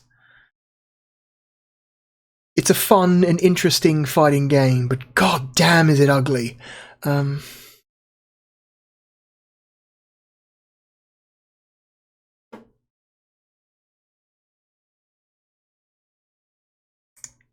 And that polish also, that lack of polish also extends to, I think, the controls as well. Some of the controls in Battle Monsters feel awkward. Like this feels like a fighting game designed by a development team who don't usually make fighting games. I don't actually know that for sure. Who made Battle Monsters? Hang on. Let's very, very quickly put that in there.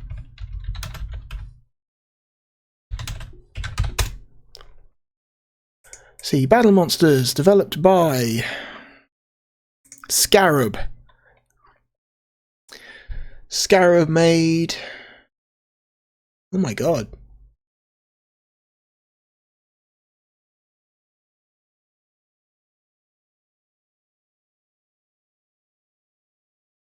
Nope, Scarab did in fact make other fighting games, but not many. This was their... I have no idea what that is. What is Dynagear? Is Dynagear a fighting game?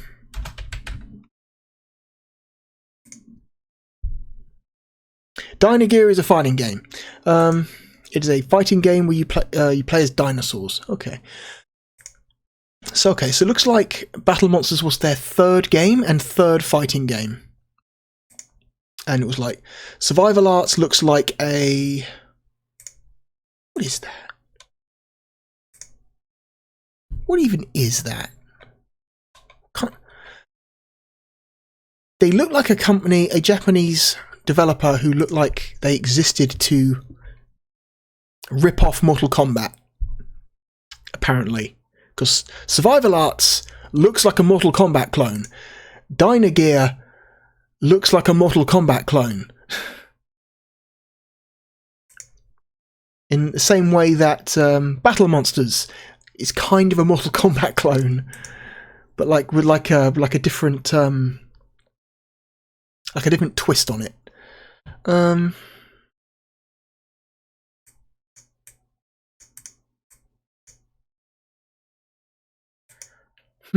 But Mortal Kombat, even though I'm not a classic Mortal Kombat fan, I can't deny that UMK3 clearly has had a lot of polish put into it in terms of its presentation, and the controls are fast and responsive, unlike some other fighting games we've looked at on here. Like, this is a very... much in the same way, you know, like NBA Jam Tournament Edition. I do not like NBA Jam. I think NBA Jam is a boring game to play. But I understand that it is a very, very, you know, precisely designed and like heavily optimized in terms of its visuals and controls. UMK3 is the same way. It's a very, very precisely designed game in terms of its visuals and controls. It's very, you know...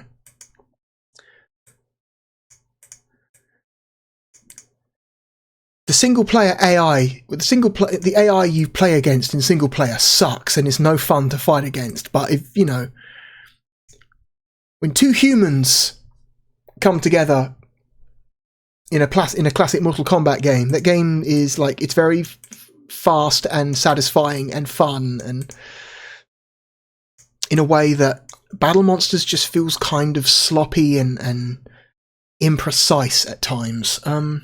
So I would rather play UMK3 more than Battle Monsters. Would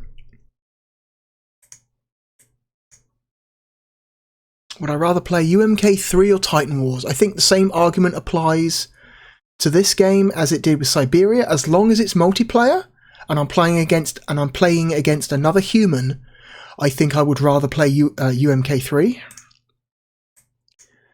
Same argument for Clockwork Knight 2, same argument for Victory Boxing.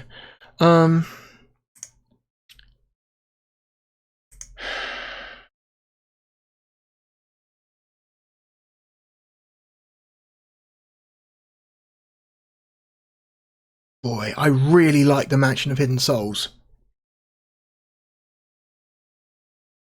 I really, really like the Mansion of Hidden Souls.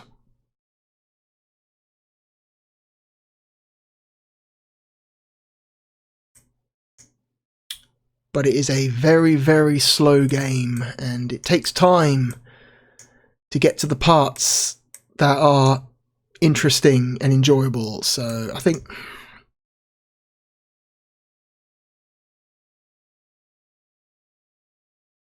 same argument. As long as it's multiplayer between two humans of similar skill level, I think UMK3 is a better experience. Same goes for Myst, same goes for True Pinball.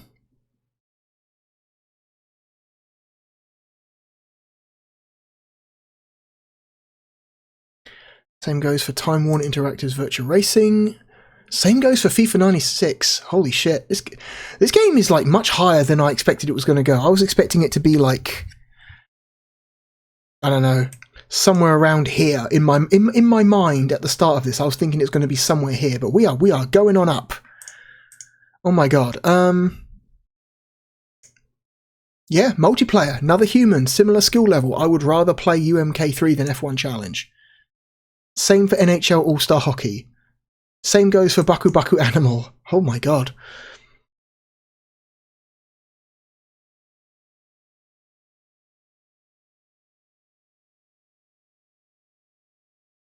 Same goes for Hang On GP96. Same goes for Cyber Speedway.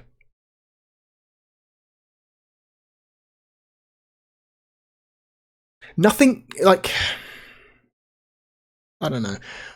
Classic Mortal Kombat, to me, Classic Mortal Kombat is at its most enjoyable when you're just kind of fucking around with a friend and neither of you quite know what you're doing, but you're just doing enough to be dangerous. And you're just kind of like, just not taking it too seriously, and you're just kind of laughing at the ridiculous animations. That to me is peak Mortal Kombat.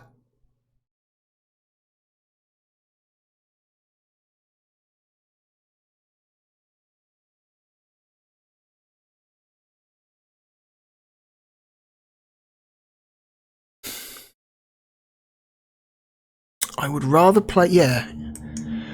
Okay, let's put a ceiling on this. Let's not get out of control. Let's put a ceiling on this. What would I definitely not consider, you know,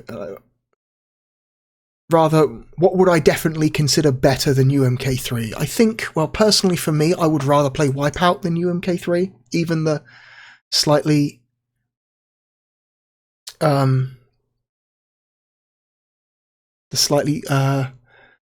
awkward port of Wipeout for the Saturn.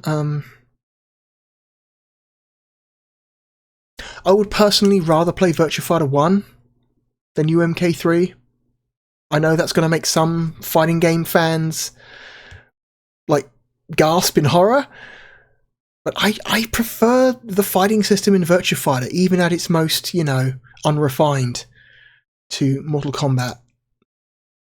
To me, Mortal Kombat is a fuck around game. It's not a okay, we're gonna get good at this and, like, you know, lock the fuck in fighting game. It's just a fuck around game. It always has been, always will be for me. It's just not something I'm willing to put any actual time or effort into, or thought.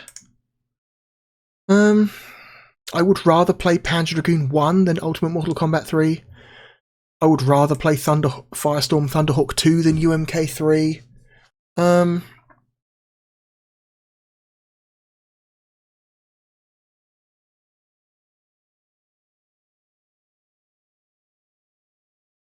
Which means it's here somewhere.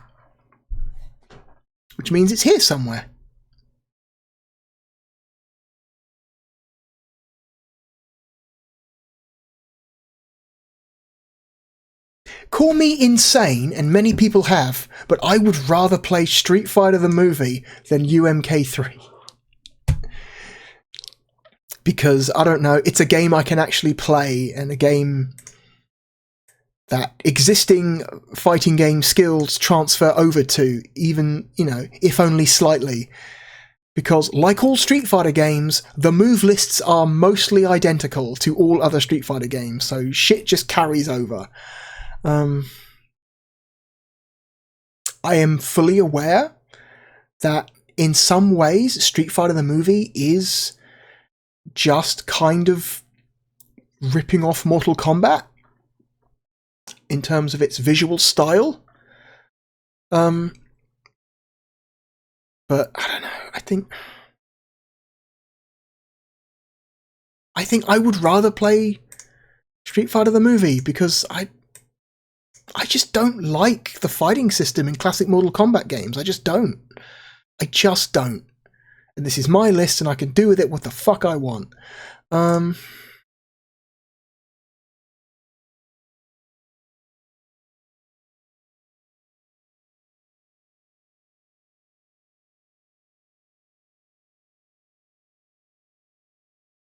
going to say UMK3 is better than Pebble Beach. I'm going to say it's better than the Horde. I'm going to say it's better than that terrible, terrible port of In the Hunt.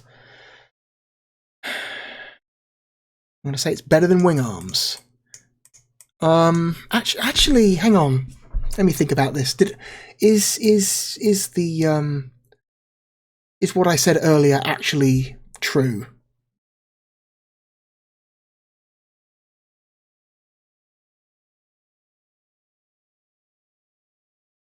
Like, yes, I'm more effective at playing Street Fighter the movie, but does it actually make it a more fun game?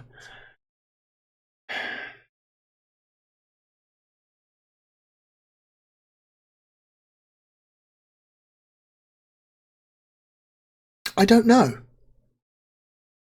I don't know.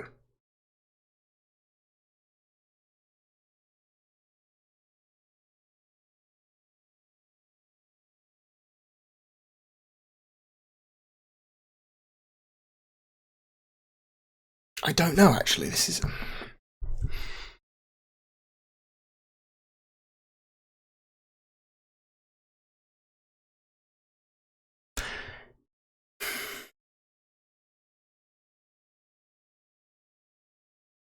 No, I think I'm going to go back on what I said. I think just because you are better at a game does not make it more fun.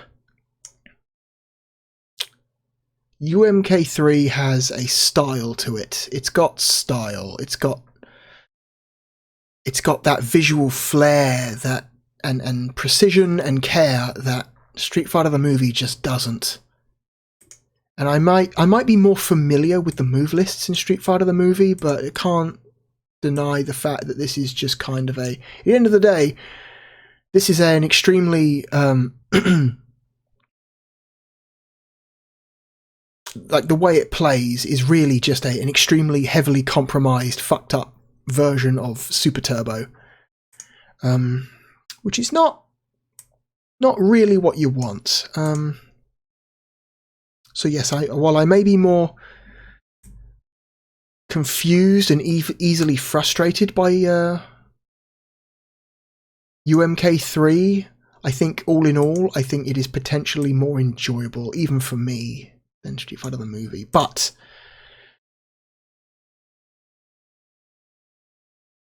I mean what I said about Firestorm Thunderhawk 2. I would actually rather play Firestorm Thunderhawk 2 than UMK3, even multiplayer. So that is true. So I think what we're going to do is we're going to put it between Thunderhawk 2 and Gex. That's my final decision. I think that is the final location. You know what? A hell of a lot higher than I thought it was going to be. For a game that I initially thought was going to be, you know,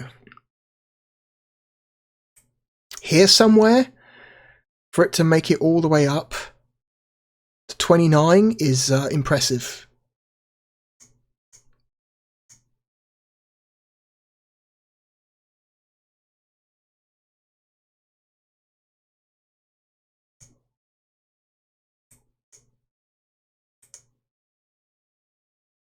Yep. Okay, thinking about it for a second there. Yep, my decision is final. My decision is final. That is Ultimate Mortal Kombat 3. Okay, we're done. Congratulations to Ultimate Mortal Kombat 3 for making it into the top 30. A feat I would not have predicted only a couple of days ago. Okay. Our third and final game for tonight is a tennis game. One of only 2 tennis games released for the Sega Saturn in Europe.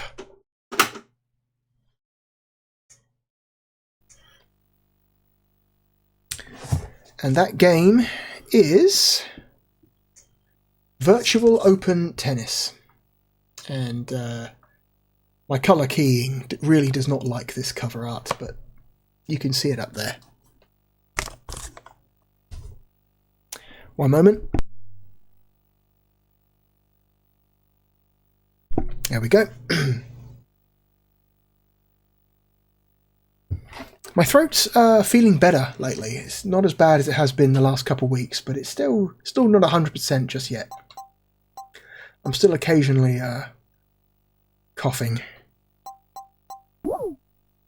It's another Acclaim game. Hooray! Acclaim, the mark of quality. A mark you can trust. Imagineer made this. What did Imagineer also do?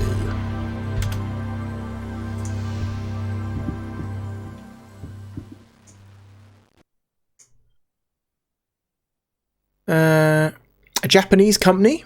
Imagineer is a Japanese developer.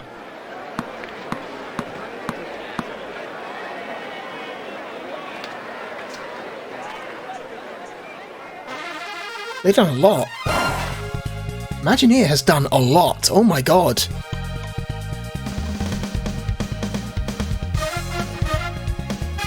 And they're still around. Imagineer are still around. They are a very, very long-lived developer. Wow.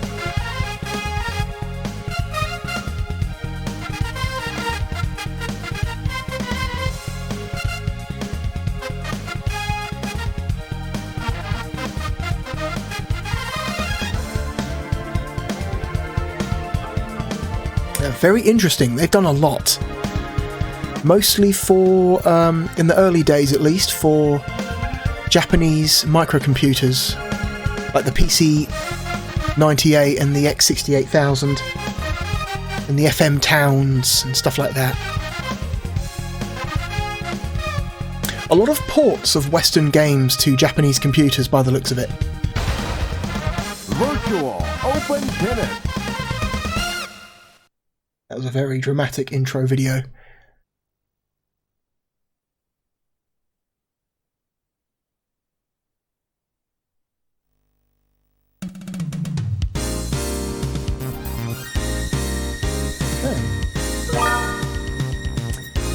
So Acclaim did not make this game. So, or an Acclaim-owned, like, developer did not make this game, which gives me hopes that this is actually decent. Option. Let's see. Imagineer started in 1988. They developed a game called The Battle of Olympus for the Famicom. They did ports of the original SimCity for the PC-98 and X68000. They did the NES port of Elite, which is kind of a maybe one of the most impressive ports to the NES ever. This is a game that absolutely should not have been on the NES, but somehow Imagineer managed to put Elite on the NES. They ported Sim Earth to Japanese computers, Powermonger to Japanese computers, Lemmings to Japanese computers. They did the NES port of Super Turrican.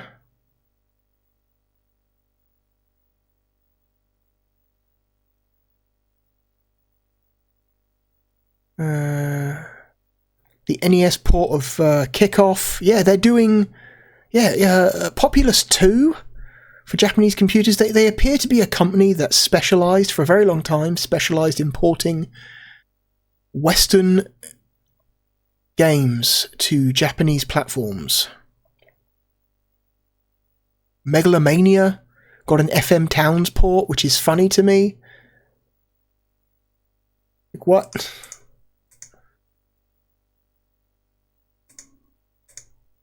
Megalomania is a strange game. It's a very strange game.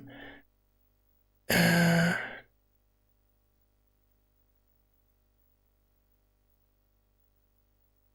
did the Super Nintendo port of Wolfenstein 3D. Oof. Ooh. Let's see, they did the...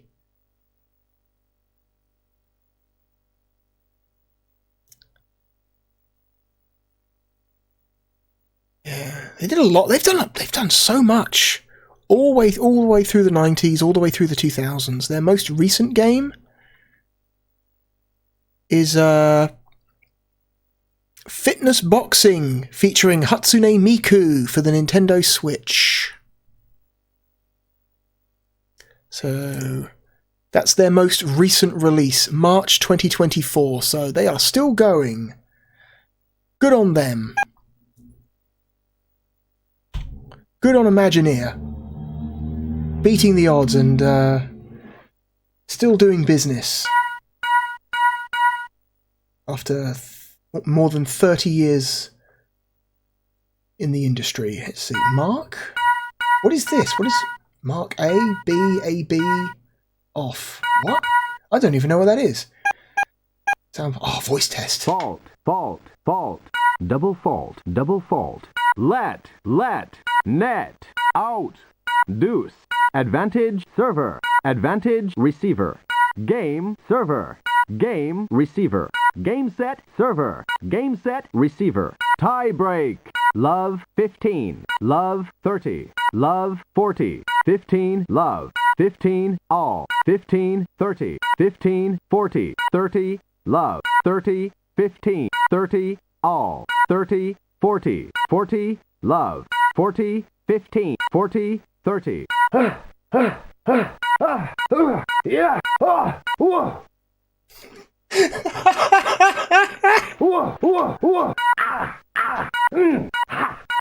Play.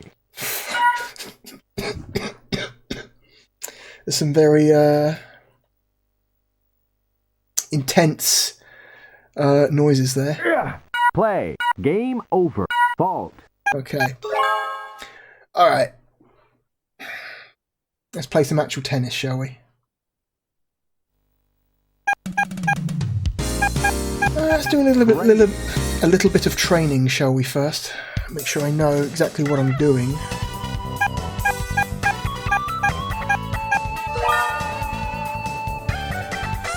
Alan West, Fox Rose, Robert Schuldiner, Lorenzo Suarez, Alexei Ivanov, Jason Lee, Anders Rosenberg. Simon Lopez, he's only 17. Jimmy Walker. Ryo Ibuki. Let's go with the first one, the default pick. All men, there's no female tennis players.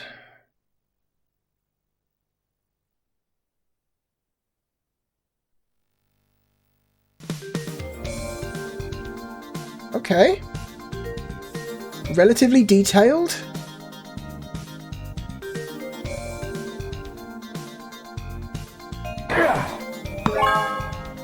Okay, so A button to serve. Fault. Too late. Double fault.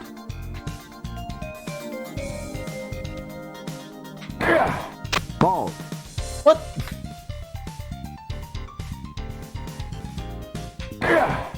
Double fault. Okay, I'm trying to dial in this timing here. Okay. It wants to be closer to its closer to the top of its.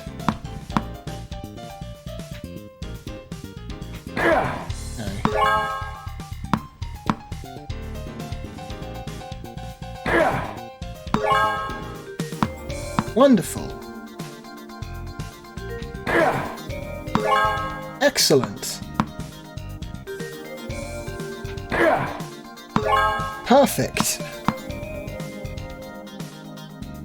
I was going to say, perfect.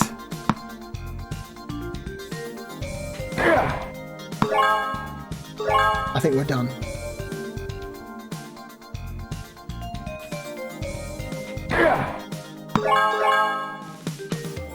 Okay, let's back out. ABC plus start to back out to the title screen. It's really weird that you have to perform a pad reset just to back out. I still think that's a bad option. I still think games in this time period should have had exit options in their pause menus. Slash. All-rounder, ground stroker, serve and volleyer, ground stroker, all-rounder, ground stroker, serve and volley, ground stroke, all-rounder. What does ground stroking mean? Does it mean you're good at, like, recovering shots that are low to the ground? Is that what that means? I don't know. Let's try this Alexi dude.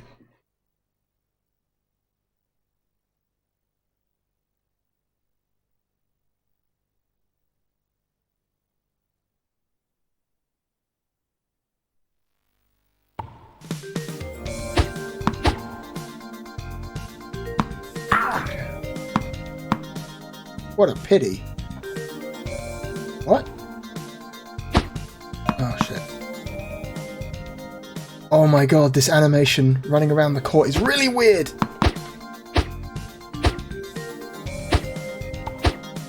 Oh, wow, you don't actually have to be that close to the ball at all to get it.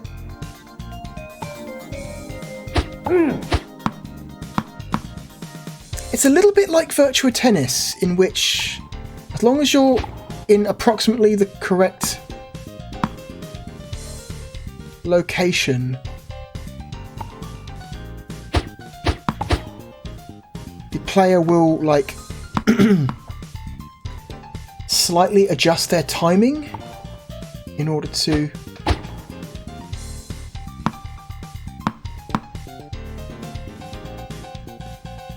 smash training. Good. Okay, it's got to be a smash. It's got to be an overhead shot.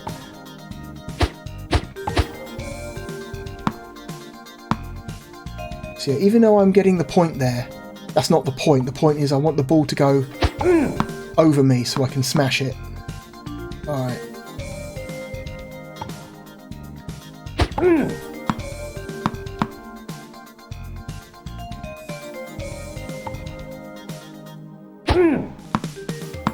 The animation is a little bit silly, but you know what? I've seen worse.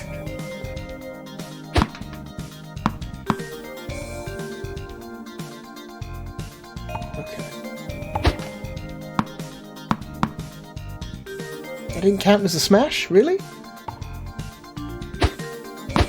No, didn't get it. A little bit too high. Anyway.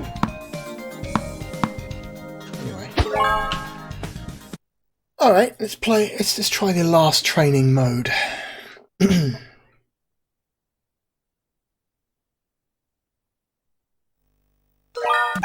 Training. Can game. Player 1. Okay.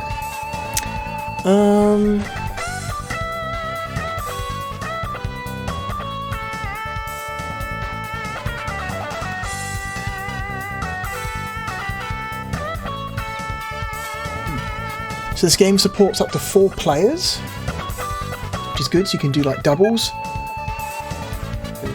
Courts, clay courts, hard courts, grass court. Let's do grass court. Bonus. What?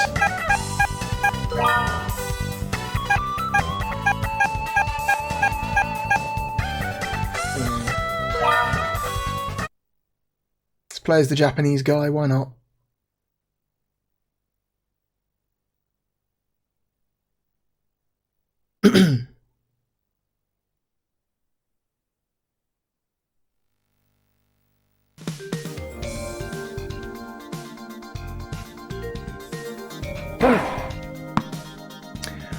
Oh, I see you're trying to hit the cans. Ah. Got one.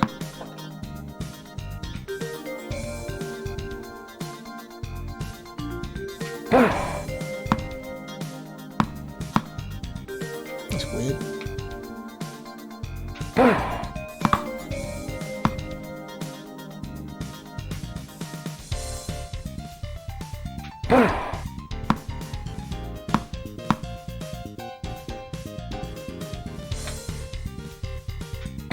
Frame rate's decent.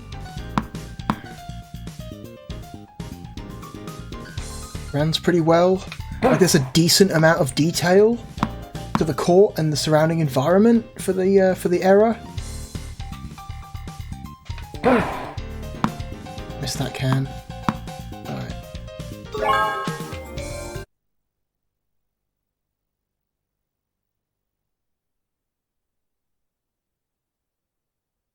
Okay, let's actually play a game. Options. Was there a controls setting in here? No, there isn't. There's no control setting. Awesome. Let me just consult the manual so I can see what I'm actually doing.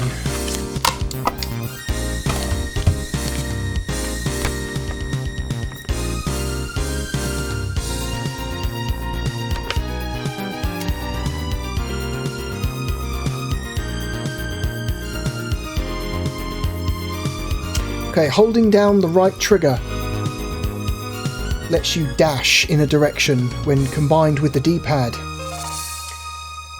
The A button, slice, strokes and sliced serves.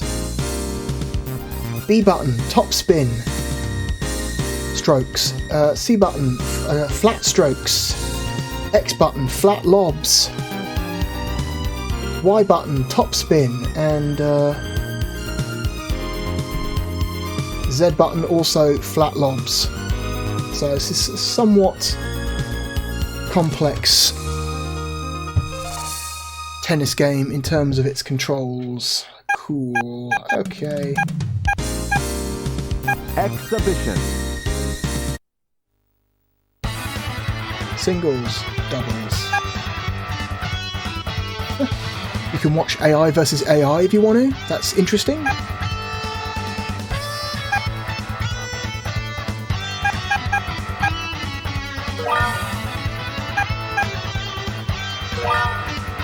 I don't know. This guy from Spain looks decent. I don't know.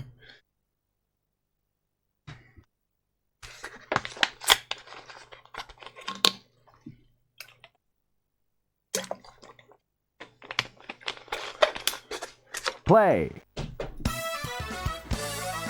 Oh God. Are we in space? Why is it the Earth back there? Okay. Yeah.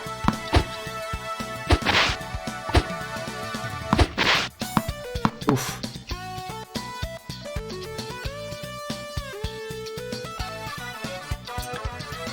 Movement's a little bit stiff. Virtua Tennis, this is not. Yeah.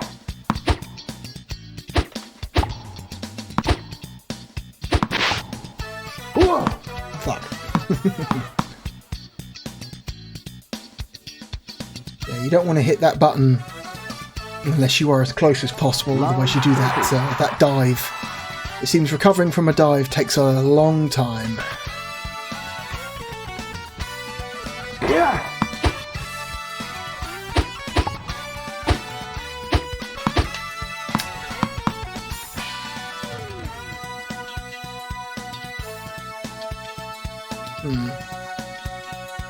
Okay, I think I've misjudged the timing of the shots. Seems you have to be a little bit more accurate with your timing than I initially thought.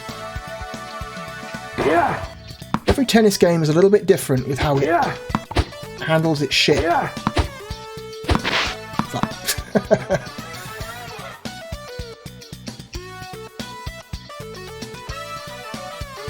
Game receiver. I like the little goofy, like, backwards running the characters do. Can I... Oh, I can change the camera, that's good. Rotate. Bar. Standard.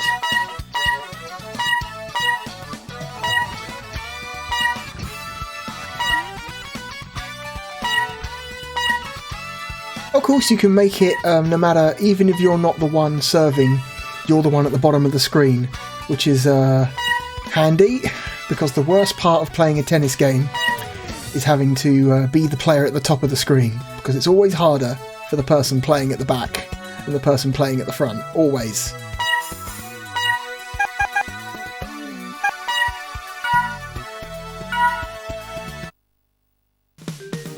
Oh, come on.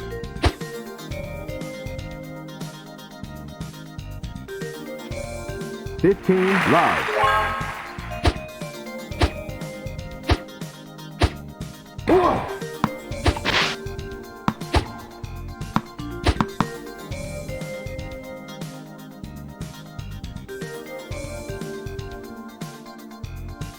Hmm. 30 live.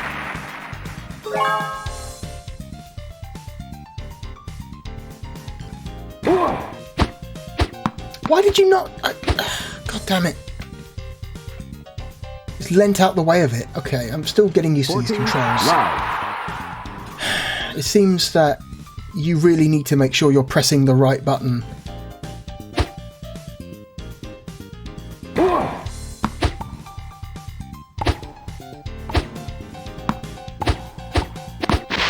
Okay. Oh my god, I finally got one.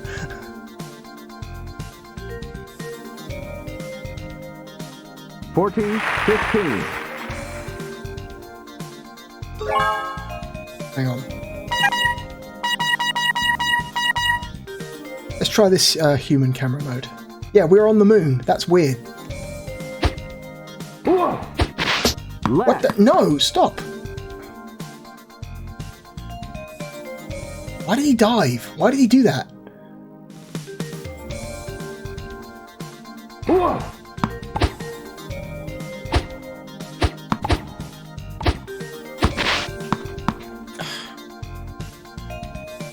God, the dive is so unnecessary. Like, you just reach over, man. You didn't need to dive. Game server. You know what? Like a lot of early tennis games before Virtua Tennis were always kind of a nightmare.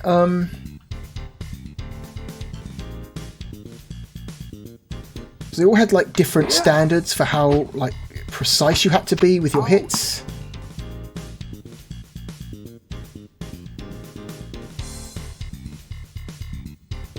Some tennis games are more lenient with their timing. Some tennis games are extremely strict with their positioning and timing.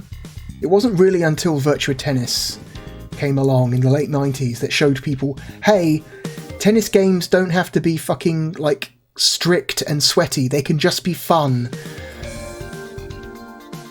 And in my opinion, Virtua Tennis remains the only tennis franchise that is actually fun to play. Yeah.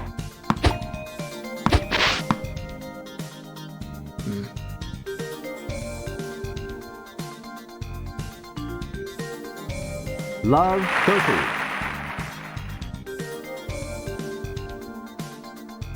But this seems decent, like, by the standards of the time, I guess. Yeah. Yeah. Yeah. Ooh. Out. Haha, fuck you.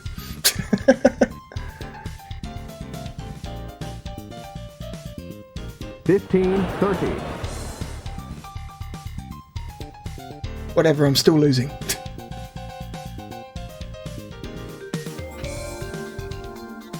Yeah. Ball.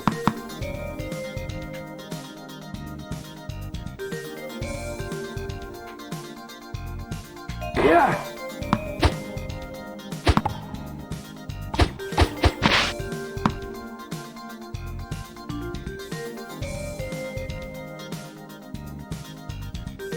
$30 all. Yeah.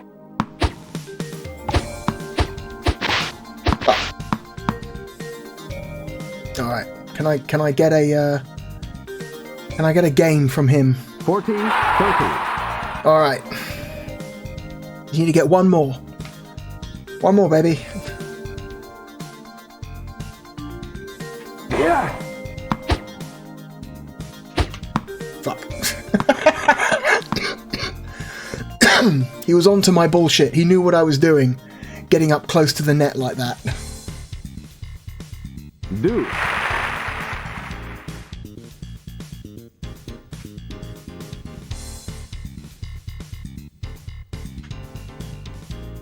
Yeah. All right.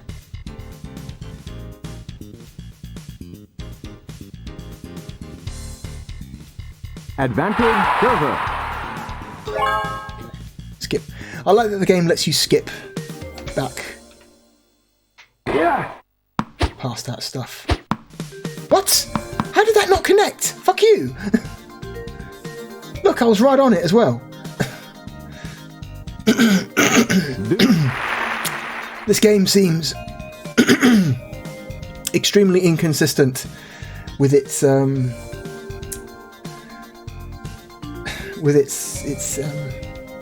how far away it lets you be from the ball to allow, you know, before it lets you hit it. Yeah. Oh my god.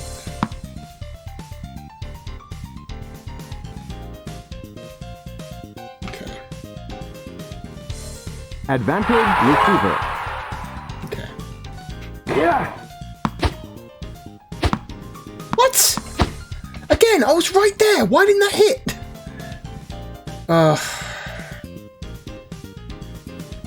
Game receiver. Early tennis games, man. They are kind of all. They're kind of all garbage. Let. Before Virtua Tennis, they were all garbage. I do like this, the visual style of this though. This game's got like Ball. a good sense of I don't know, like it's got really nice presentation. The soundtrack is pleasant.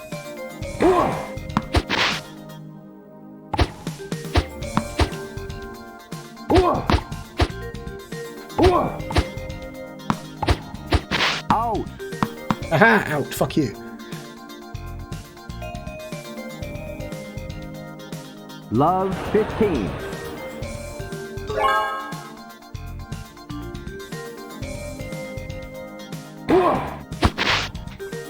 So there's momentum on the... Again, I was right on it and he didn't hit it. I didn't move further left because I thought I didn't have to. 15 all. It's nuts. Yeah, there's a sense of momentum to the movement of your player. So if I'm moving right and I suddenly hit left, it takes him like a good half a second to like stop moving in the direction I was holding and then start moving in the other direction. So 30, 15.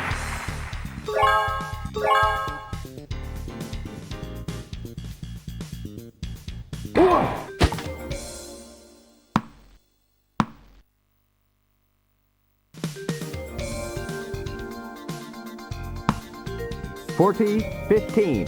Why? Fuck you! Oh, tennis rules. You make no sense. Why didn't that count?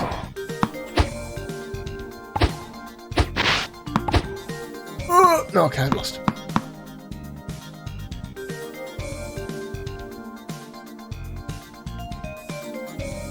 Game server.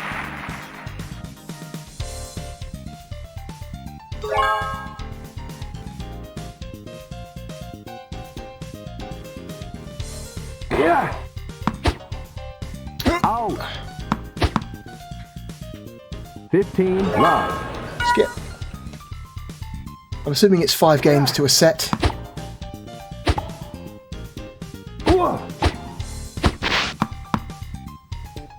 30 love. Yeah.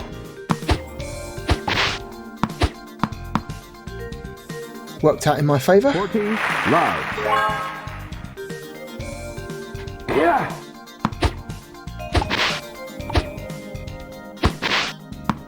Out. 40, 15. Yeah. Yeah.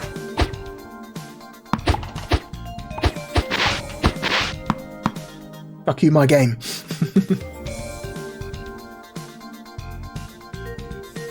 Game server. There we go. I got a game! Hooray! I got a point on the board! Oh my god! I'm so happy. I can die happy now. What do you got?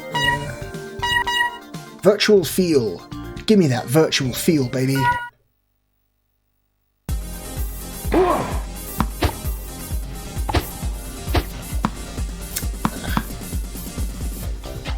Should have been a little bit closer to that, I admit it. That was a little bit too far away to even hope. 15 love.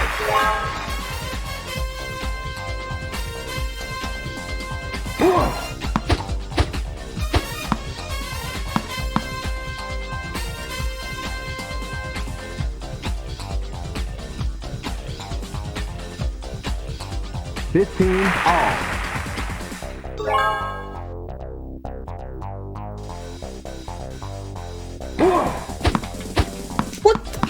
Okay, whatever. 30, 15. Whatever.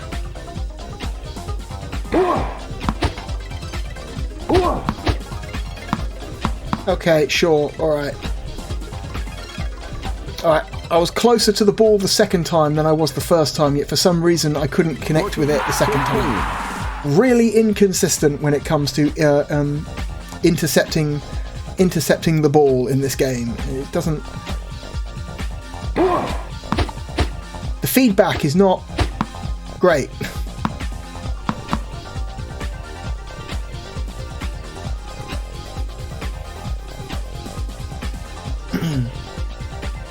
$40, 30.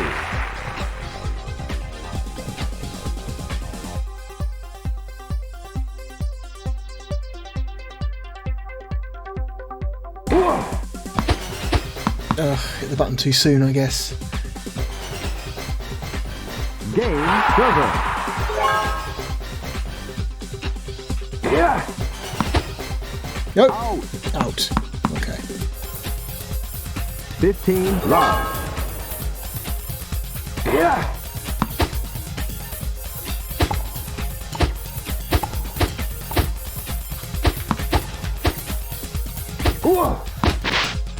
Out.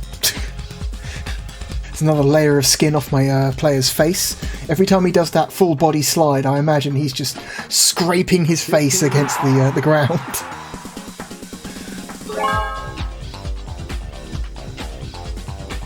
Yeah. Oh, that's out. Out. 30-15. Yeah. Yeah. 14-15. Can I get a second game? Oh my god. Yeah. Ugh, oh well. 14-30. Yeah.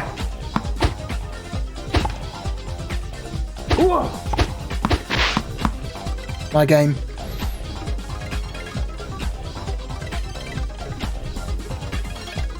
Game server. Yeah, another point on the board. Final set, 8th game. Okay. So whoever... I mean, I can't win. I can't win because this is the final one. And even if I get it, it's going to be 5-3. So no matter what, he wins. I can at least save some face by getting 3 points on the board. Double fault. Love 15.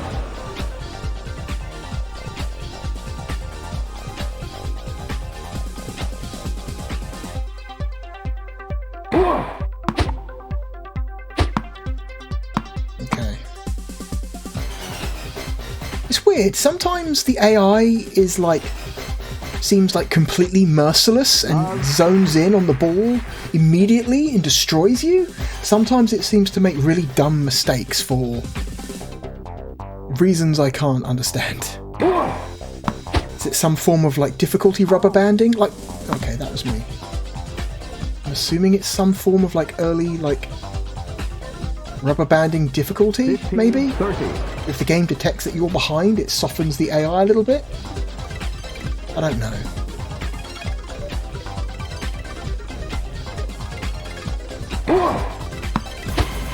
Oof.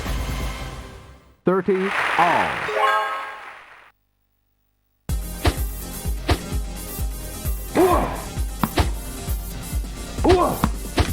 Oof. 14-30.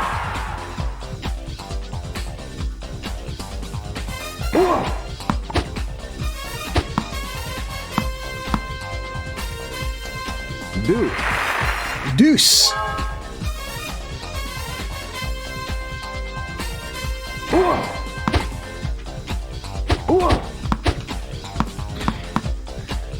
Okay, maybe that was more of a timing thing than a positioning thing. A little bit too soon, maybe. Advantage server.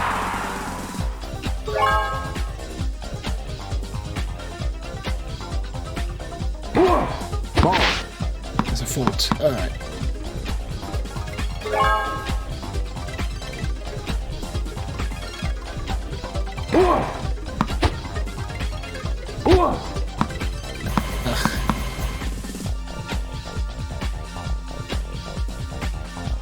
That would have gone out. He could have left that alone.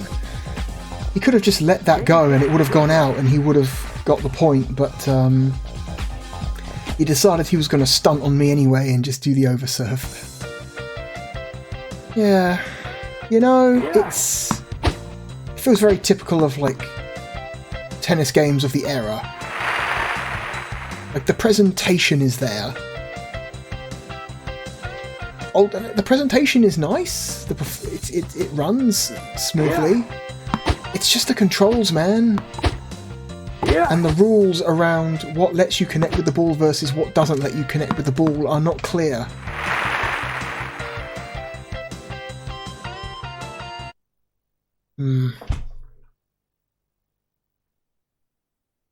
But it's nice. It's colourful. It's got like... Exhibition. Can we do doubles? I want to see what doubles looks like. Doubles. Yeah, we've only got one controller plugged in, so we can only do one. Let's do all AI. It's hard court. Let's go with Rio, Simon, Jason, Lorenzo Suarez. Let's quickly see what the doubles match looks like.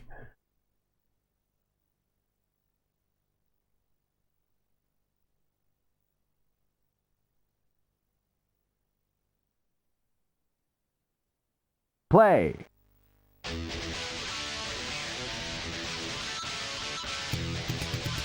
Okay. Performance still seems good, even with 4 players on the court. We're not in space anymore, which is a shame. We seem to be in a regular tennis stadium. Out. Is it a tennis stadium, or is it just... I don't know. Would you call this a stadium? Oh no, we are still in space. Okay, good. Love. Good to know. I'm glad that we are still in space, for some reason.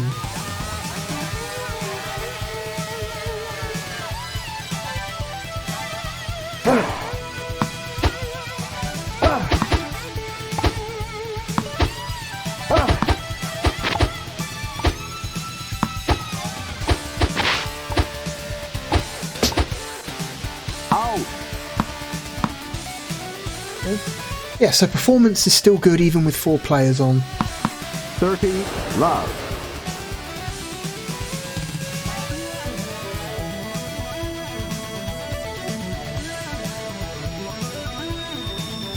I have a feeling that this music was not composed for this game. This feels like music that was purchased. Out. Because there are companies out there who will... I mean, still to this day, there are companies out there who will just make 30. generic background music that they'll just churn out hundreds and hundreds of tracks, and then people can just buy the rights to license those pieces of music. If you just need, you know, a piece of random music to fill something. And a lot of sports games do that. 14, 15. Especially from this era, they will just license generic music tracks from these companies that just pump them out by the hundreds. Out.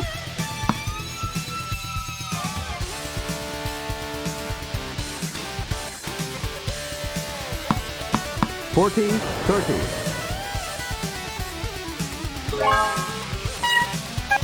Ground stroke. Invincible. What does invincible sound like? Ball. Invincible.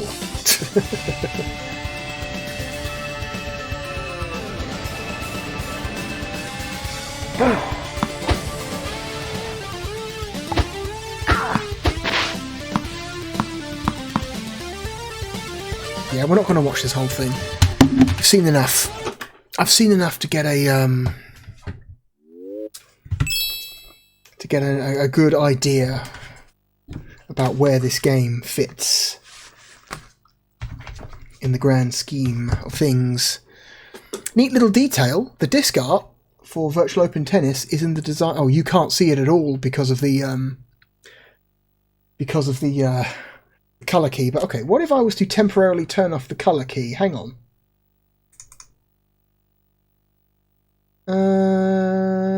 Can you do that? Can you temporarily disable a chroma key?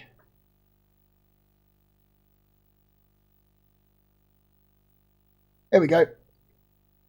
The disc art is in the style of a tennis ball, which is cute.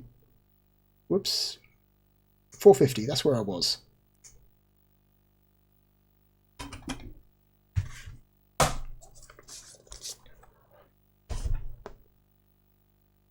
Yeah. You know, the game, it seems inoffensive and like I've definitely seen a lot worse at this point, like a lot worse. So, I mean,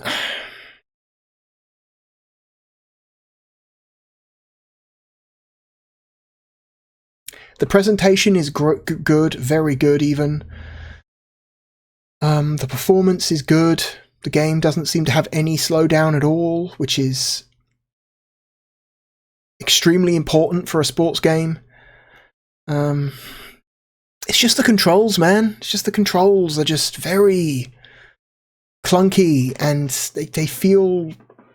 they're either imprecise or they're way too precise. The game is either... it's either not precise at all about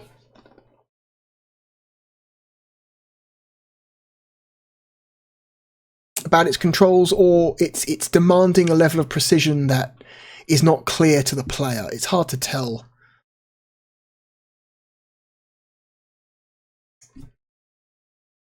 But I stand by what I said. I don't think there is a single good tennis game until Virtua Tennis comes along. I'm sure at the time, when those games were, like, contemporary, people would have considered them good at the time. But I feel like Virtua Tennis was a game that came out and then people played it and went, oh shit, oh of course, oh, this is how you make a tennis game, fuck, we've been doing it wrong this whole time. Like, Virtua Tennis from Sega feels like that one of those points where somebody just figures some shit out in a way that nobody had ever thought of before, and went, oh, Virtua Tennis is fun in a way that no other tennis game has been fun. Oh, we've been screwing this up the whole time. But I'm sure in its day, Virtual Open Tennis would have been considered pretty good for its time. I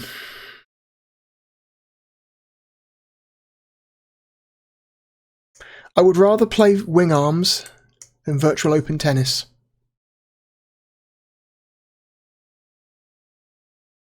I would rather play In the Hunt than Virtual Open Tennis. I would rather play... I think I would rather play The Horde than Virtual Open Tennis.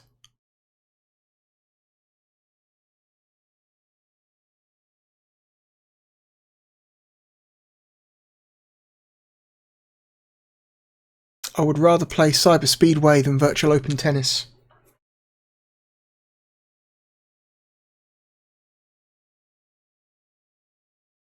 Hang on, let's come from below. I would rather play Virtual Open Tennis than Darius 2. I would rather play Virtual Open Tennis than Quarterback Club.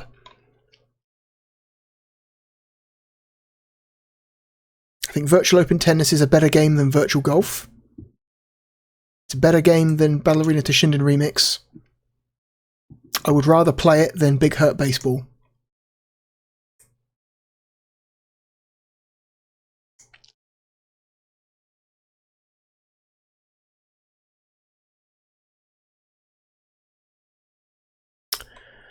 I'm less interested in NBA Jam Tournament Edition. I'm less interested in World Series Baseball.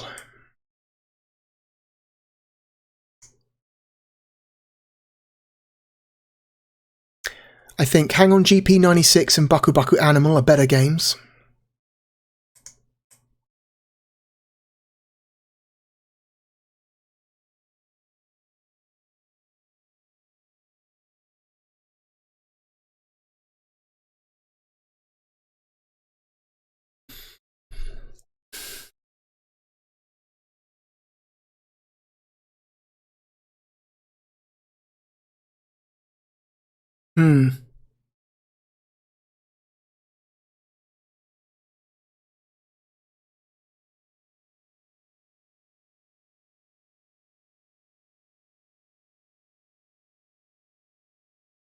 Something I've come to notice about my list is that the bottom of the list makes sense.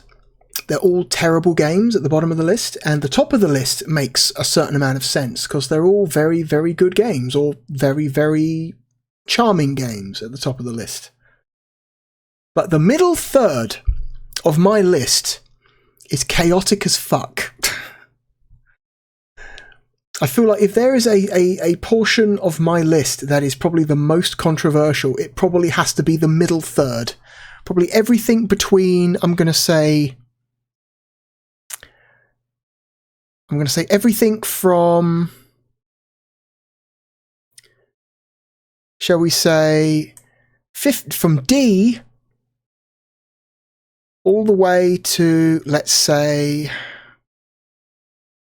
Worms is probably pissing someone off somewhere. Because there are times that I look at this list and I think, is this right? Like, do I really think Clockwork Knight 2 is worse than F1 Challenge? Do I really think that? And I have to sit there and think about it more and then think about the reasoning I had at the time. And I do eventually come back and think, yes, my decision at the time was correct. Its position on the list is what I genuinely feel. But there are times when I find myself looking at this, when I'm not recording, thinking, have I fucked up? Have I fucked up? You know, do I actually truly believe that Street Fighter the movie is a better game than Cyber Speedway?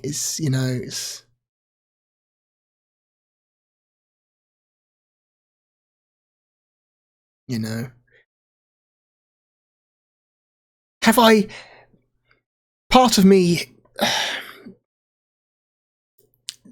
thinks occasionally like, oh man, have I accidentally fucked up and put SimCity 2000 way too high on this list? But then I have to sit down and think to myself, no, this is not an objective list, this is a subjective list, and I fucking loved SimCity 2000, even if it is in a heavily compromised state. So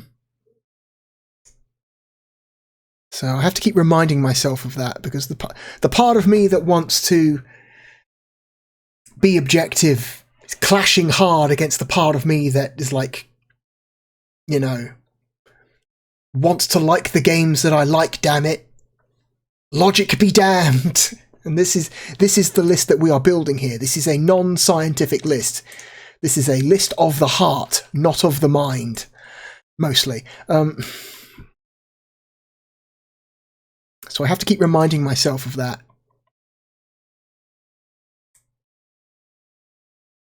So Virtual Open, I would say, is as interesting as DEF CON 5 is, and it is interesting. I would rather play Virtual Open Tennis. I think Virtual Open Tennis is ultimately a better experience than the kind of fucked up port of Mortal Kombat 2.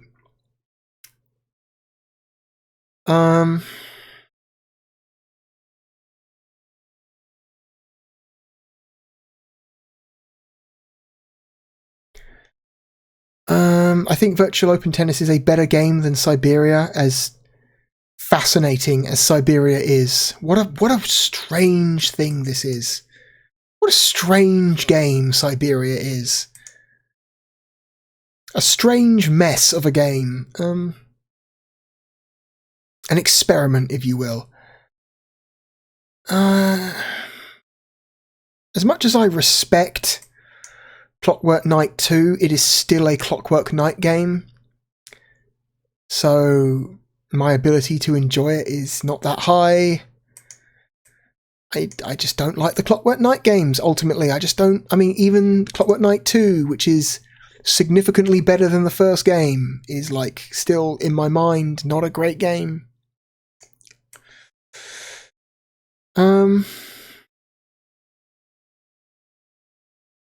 I think Virtual Open Tennis is a better game than Victory Boxing.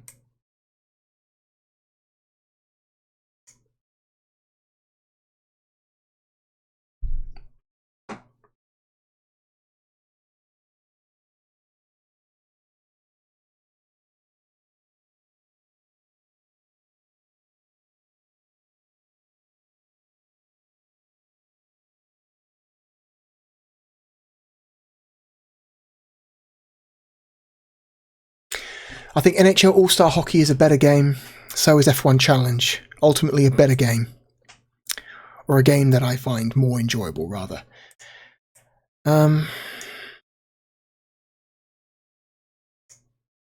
FIFA Soccer 96.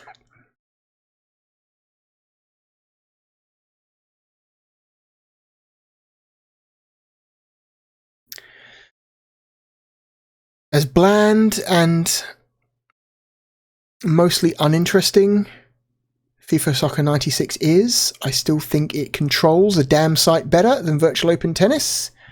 The one thing it has on its side is controls. It does control well, which is very important. So I'm going to say FIFA 96 is a better game than Virtual Open Tennis.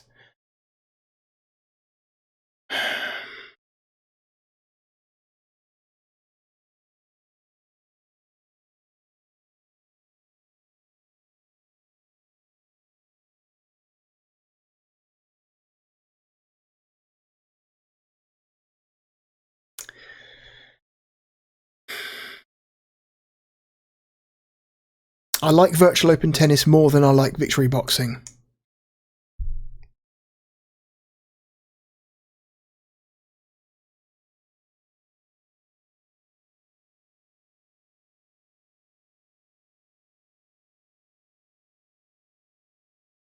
So it's here somewhere.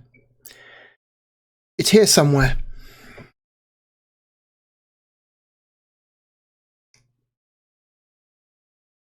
As strange as it is, I think Time Warner Interactive's Virtua Racing is a better experience than Virtual Open Tennis.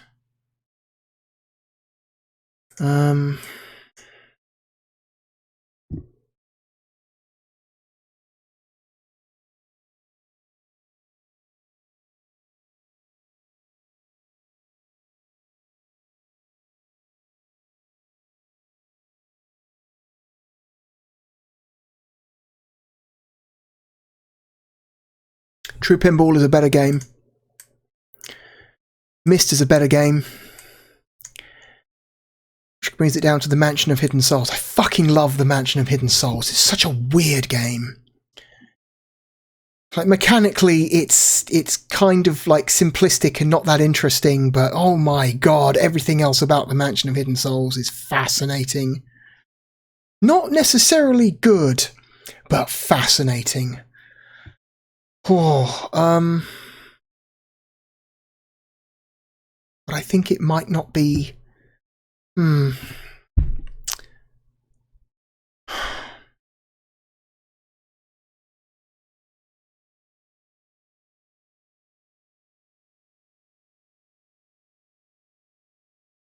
Shit.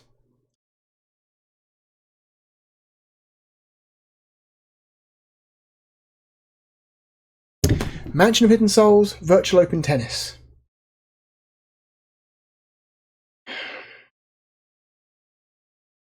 It depends. It depends on how long it's been since I last played the Mansion of Hidden Souls. The longer I go without playing the Mansion of Hidden Souls, the more I want to play it again.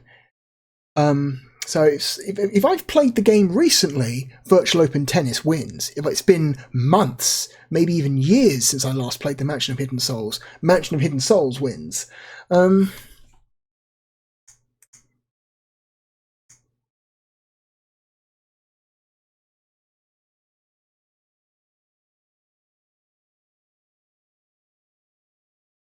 can't deny it, man. I love the Mansion of Hidden Souls. That is a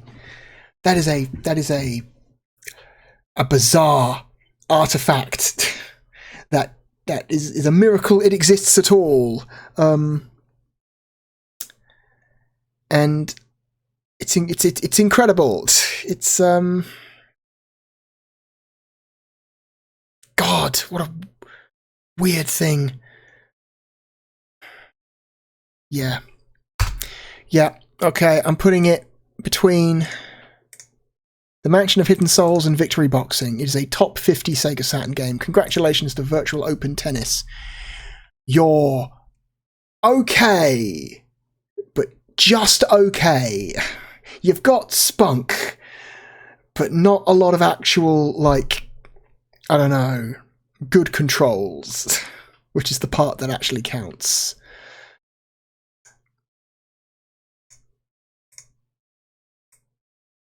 Anyway, that is it for this week. Virtual Open Tennis was our last game. Next week, we are playing a wrestling game?